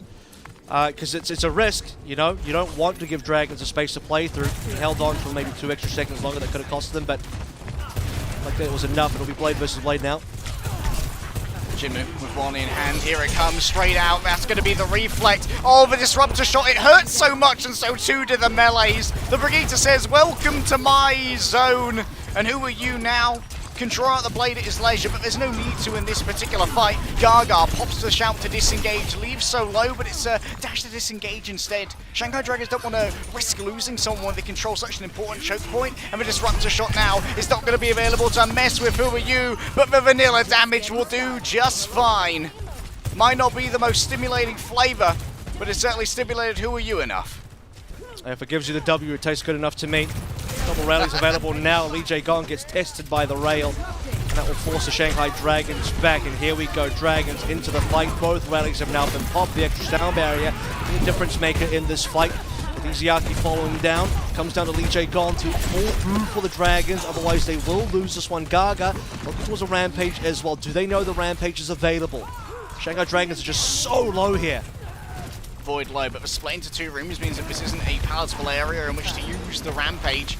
Gaga shepherding everyone up onto a high ground. Of course, the spacing here is going to be super important for the Shanghai Dragons. They don't really want to have to use the sound barrier to try and deal with the rampage, but it might be forced with only 1:20 remaining. Leave so close to the server clock, and they're going to be drawing equal with Lip here. It'll be a tale of 2 legendary hit scans. It's about identical ultimates, except for Voice being 15% behind, which does hurt a little bit. You also notice that Hunters have disengaged from the point. They're trying to take pool control. I don't think pool control in this meta matters as much as it did in previous ones. The Hunters will go for it regardless. They want to get a fight going, and Skaga, too low to use the rampage, holds on, and this overclock does not find purchase. We are so close to capping. Now the rampage comes on through. It will be responded through both sides. Double sound barriers. It's Lip that has the only ultimate available now. Jimu's still low HP. Survives. It's a stalemate. Neither team lost a member. Solid responses from both teams, but in the end, that's an advantage for the defense. Li Jae-gong advanced upon, but Leave's already dead. A huge amount of the damage is gone. And 30 seconds remain, Avril. They need Leave. Can't fight without him. Jimu's got a great opportunity presented ahead. No support ultimates. Fresh blade to get the payload across the line. 10 seconds. The Fresh Prince of Chengdu with a fresh blade ready to be drawn. Huayu's already disengaged using the dash. That might make him a tempting target, but there's so many people surrounding him. The bodyguards are here. Jinmu moves on in. Void is public enemy number 1. And yes, the boops are there, but so too is the damage. Jinmu's got dash resets for days, bruv. And it's an absolute killing spree for the young Chinese Genji. Lip is found upon high, but I'm afraid, Icarus, it's straight to the sun with you, my boy. Jinmu, what a performance and what a finish. Who are you on 99 as well? It's a heartbreak finish for Dragons because they were so close to matching the blade, but just a little bit off. If the fight goes any longer, Monk pulls out the extra rally as well. The Hunters will cap in the overtime. We didn't get to see the majority of the Midtown attack, but we will get to see the entirety of the Circuit Royale attack, and it looks good. Right from A to C, when we begin with the spawn camp deflected by the Hunters, charging up quite a lot of support ultimates off the back of that one, snowballing said support ultimates onto B. A little bit of a slowdown on B as the Hunters do meet the defensive force of the Dragons finally. But eventually, you know, Chengdu Hunters pushing onto C, losing a couple of fights, having the overtime, come down, a gigantic ult exchange between that swimming pool area. You know, we had the Rampage, we had the Blade, we had sound barriers across the board. When the dust settles, Jinmu's the only one that still has something to play through, and that's the one tool that gets it across the board for the Hunters. Yeah, we saw some great focus fire as well. Jinmu getting knocked back, but recovering the blade because of a focus fire onto Void. If the focus fire wasn't good enough from the Chengdu Hunters to kill Void, there'd be no dash reset, and Jinmu couldn't start chaining more damage into that. But Chengdu Hunters clutch up, and they finish off the tank. Now, it's going to be Spawn Camp 2, of course, because this is the meta.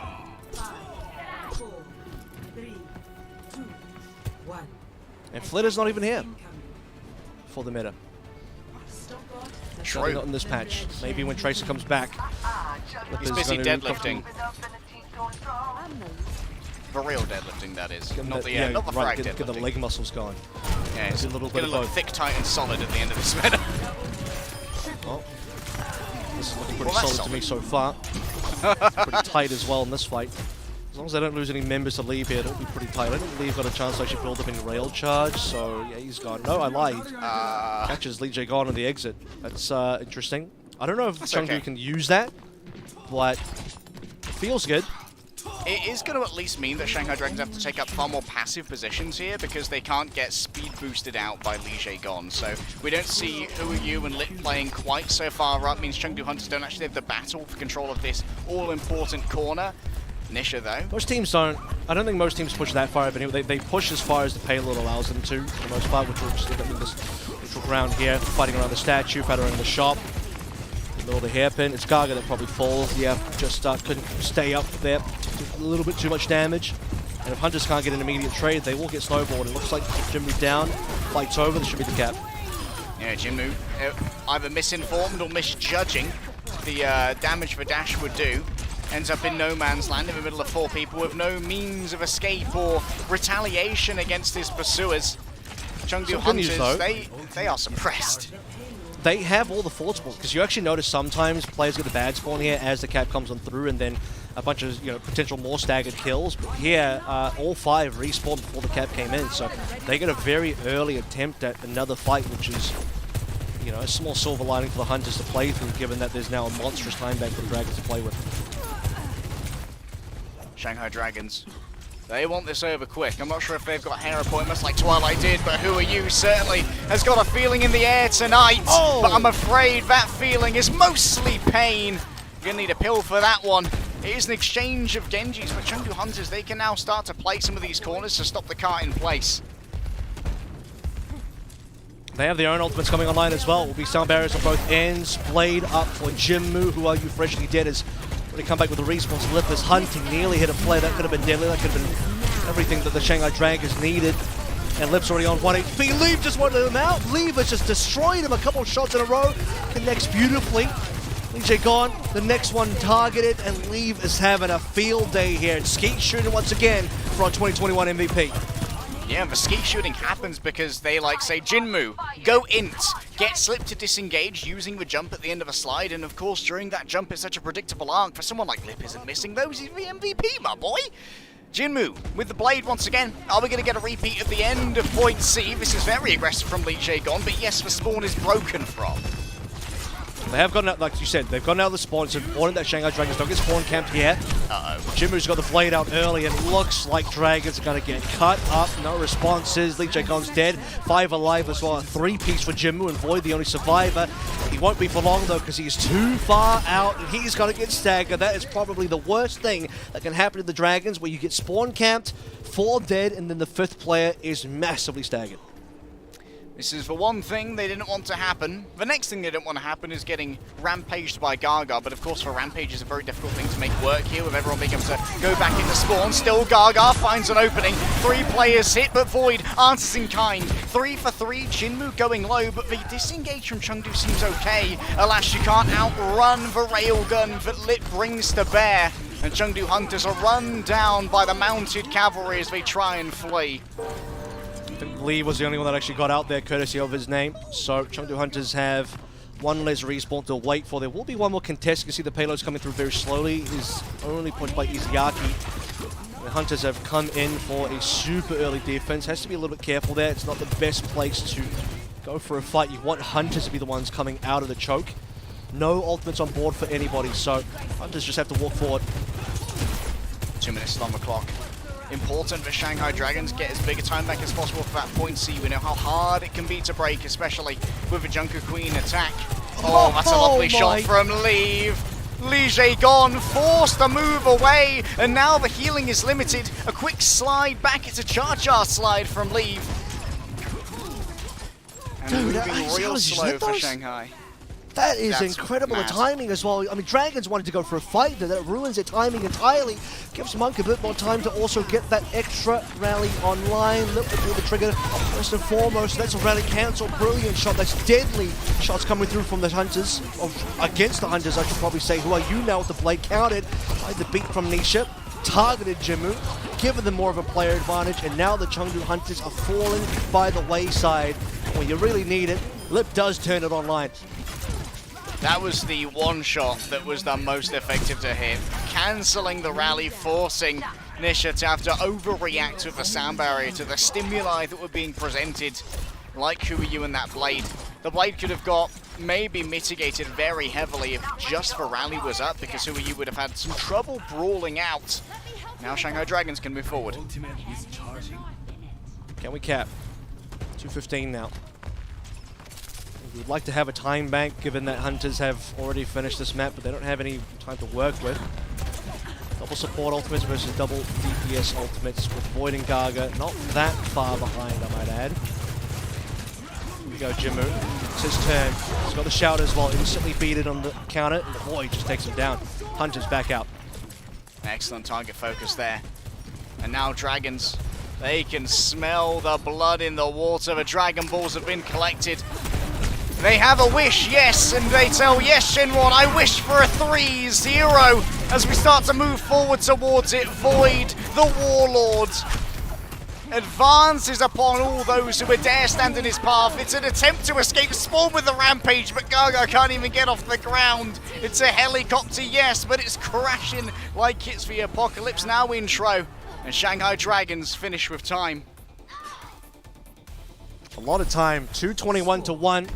Obviously, everyone gets the bump up of the extra 60 seconds, but the Shanghai Dragons get to really, really benefit from that. It's more than double the allotted time for the Hunters. So I think now, when you look at it from Chengdu's POV, got to be a cap on A. If they don't cap A, I think it's probably done for. I think Hunters are going to have a tall order ahead of them. Dragons, to me, can definitely get an A-point cap in 2:21. In fact, it would be a bit shocking if they didn't. So Hunters have a lot of work to do ahead of them. And also, another opportunity for Jinmu to play some piano. If he wants to, you know, it's okay. Yeah. Performance is No out. pressure. I know. It's okay. Have a look at Finn set the standard pretty high, so yeah, I get it. Yeah. Who did Pirates of the Caribbean yesterday? Who did that? I forget. Oh, I also forgot. Damn. I think it was was it the Toronto game? Well, I think it's a Toronto player. We actually had some Kanye. It was very nice. They're doing? Okay. Yeah, got me listening to those albums again, man. Quick stat. Gaga currently at 8k damage per 10 on the Junker Queen. Void at 9.2. I ain't saying she a gold medal digger here, but it is Gaga with gold damage currently. He is popping off. That Void kill, even more gold so, damage though. medal goes a little bit further forward. Oh. It's pretty brutal spawn camp at this point. This is okay for Chengdu. Who are you? Yes, he's popping off and can collect the Mega. But you're going to have to get out of here before those respawns move on in. It's I think both of our Jungle Queens ended up getting kills and falling there. 20 seconds remaining. Hunter's not getting brutally spawn held there is super important, so they can start thinking about how they're going to snowball through. I don't think they're going to get a crazy ult lead this time. You're not going to see the sound barrier from Nisha where Lijigon doesn't have one. In fact, Lijigon is slightly ahead. The OT is about to hit now, so Shanghai, you can see they don't want to force a fight until the OT actually does begin, because that is a critical fight you do need to win. So as OT comes in now, Shanghai think about how they want to move. In fact, it's Hunters that might force the issue early. Void deep inside the Hunters team. Doesn't take that much damage though. In fact, the damage has been pretty even. Shanghai maybe slightly more battered and bruised. Still no ultimates on either end just yet. Really looking for a snipe. The first rail landing could be it. And there it is, the rail exchange for both. Unfortunately miss here. Jimmu now 17%. Shout expended by Hunters. Can they walk on 4? Shout response by Void, and it's Leave going down. Lip will find it, and this could be the beginning of the end. Dragons with a 5 versus 4, now 5 versus 3, and Hunters with no responses. The beat comes in. Celebratory from Lee Jae-gon as Hunters are going to get boomed out of the server only partway through that hairpin, and the Dragons will hold. And now this is danger. Seems a little bit more of a far fling from the close nature of our control map. Midtown was certainly a lot more in Dragon's favor. And we were wondering how Chengdu Hunters would do against Shanghai when we thought back to the other top team in Apex, Seoul Dynasty. They took the pandas behind the shed and put them down, to put it politely. But Wow. Chengdu have iterated. Endangered animal, by the way. Yeah, very immoral from Seoul Dynasty, to be honest. Very, very immoral. Anyway. Arnold, how could you? But Chengdu Hunters, they've iterated quite a bit since then. They've heavily improved, so we're wondering if they do a little bit better against some of the others in the top echelons of APAC. Admittedly, 2.5 minutes isn't an amazing amount of time when you consider a spawn hold, but both of these teams have absolutely fumbled their spawn holds. You know what this is? This is exactly almost as I alluded to earlier after the first map of Wastes. I'm like, there's a world here, a hypothetical that's starting to become more and more real as we go through, where if Hunters lose 0-3, we're going to be talking about how this was like the closest series ever that was still an 0-3, and the scoreline doesn't speak to how close it was, but it's still just not good enough for the Hunters, right? It doesn't give you enough to feel confident because it's still an 0-3. Lip will test the waters with the Ash. I don't think he'll actually play this for the majority of the attack, but he'll just try to get some early damage in. At the end of the season, they'll only remember the scoreline. Lip slots back over onto the Sojourn. Chengdu Hunters have admittedly done a little bit of a disengage here, a soft disengage. They'll once more stop the cart in progress. But the thing is, if they fight here and don't stop the cart properly, they have the potential to get fully snowballed. Looking like what's going to happen right now because there's no responses. Chengdu also kind of self-staggering a little bit with 2 extra players being alive. Maybe Dragons just wanted to kill them slowly. They can only afford to lose 2 fights here, the Hunters. That's number 1 out of 2. In fact, they might not even be able to touch. I say 2 fights, but because they are still waiting for 2 members to come together, this whole squad is now trying to roll up. We're about the cap. Touch. This has to be it for the Chengdu Hunters. All of their chickens need to come home to roost. Yes, there should be a touch. No Chung 9s this time. I don't want another death scream. Thank you very much. Lip disengages. Jinmu dead. The secret sauce has been spilled on the floor. My spaghetti, Avril. It's all gone. As Shanghai Dragons mass upon the cart, and Chengdu Hunters are left scrambling and crying at this 3-0 L. Who touched my spaghetti? It was the Shanghai Dragons with a 3-0. And a completed time bank as well, where the Hunters couldn't defend A, they couldn't attack A. The Dragons happy with that result. If it wasn't for that one map loss to the Philadelphia Fusion, they themselves would also be 12-0 in map differential, which would have been insane because it would have both Dragons and Seoul Dynasty neck and neck in the standings. But we have definitely, in my opinion, got a little bit of a more clear understanding of where the chips kind of fall here between all our teams. Seoul and Shanghai, without a doubt now, our number 1 and number 2, yet to be decided until they play against each other. But the Hunters, I think, are comfortably third. They lost 0-3 versus both Seoul and Shanghai, but Hunters still look better than everybody else, which just tells you how big that gap is between Seoul, Shanghai, and literally everyone else. Yeah, we had our question marks when Philly came out and took a map off of Shanghai, and we were like, okay. But then they lost to the Guangzhou Charge, so sorry, mate. The power rankings are going to look a lot more concrete now. But someone who's looking real solid out there is the person who we weren't sure if we were going to see as much of from Shanghai Dragons this season. They've got Fleta, the former MVP, on their roster. How are you going to bring this guy in? Oh, you're going to bring him in a Genji meta, baby. Because if you want one Genji to rule them all, I present to you the Dark Lord. Who are you? And he performed, I think, above and beyond as you'd expect. He's just had a ball of a time so far in this kind of Jodes Jungle Queen meta, where Genji is still mighty strong, as he has been for most of the year. Took a brief break, who are you did during the mid-season madness, and you know, I gotta say, Shanghai didn't look nearly as good without him as they do with him on. And he was a clear standout. Like, if Leave really caused problems for the Shanghai Dragons, but who are you? He's a problem solver. He got the better of Jimmu on a number of cases. I mean, I still look back to that B-point assassination on Jimmu from Who Are You that allowed Dragons to snowball further on their attack. It just comes in so swiftly, so cleanly. He really does have some of the best Genji mechanics I've ever seen, and that's in the history of Overwatch, not just talking about Overwatch 2. Oh yeah, and it's all over the history of Overwatch as well. From the 2016 APAC seasons with Lunatic High to now with the Shanghai Dragons as our reigning champions from our 2021 season. Who Are You has been a player to fear. And with an over 2.1 KD when it comes to final blows to death, is walking away from today with his head held very high.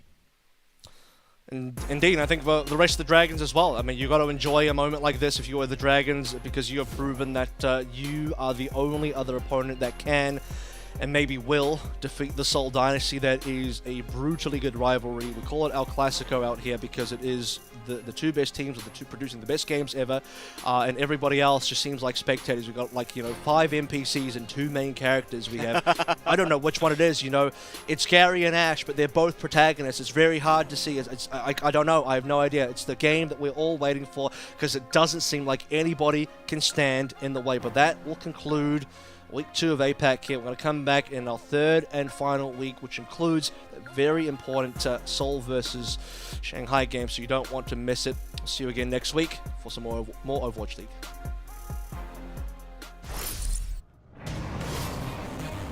Adaptive circuits engaged. Adaptive circuits engaged. Genji. I should try that.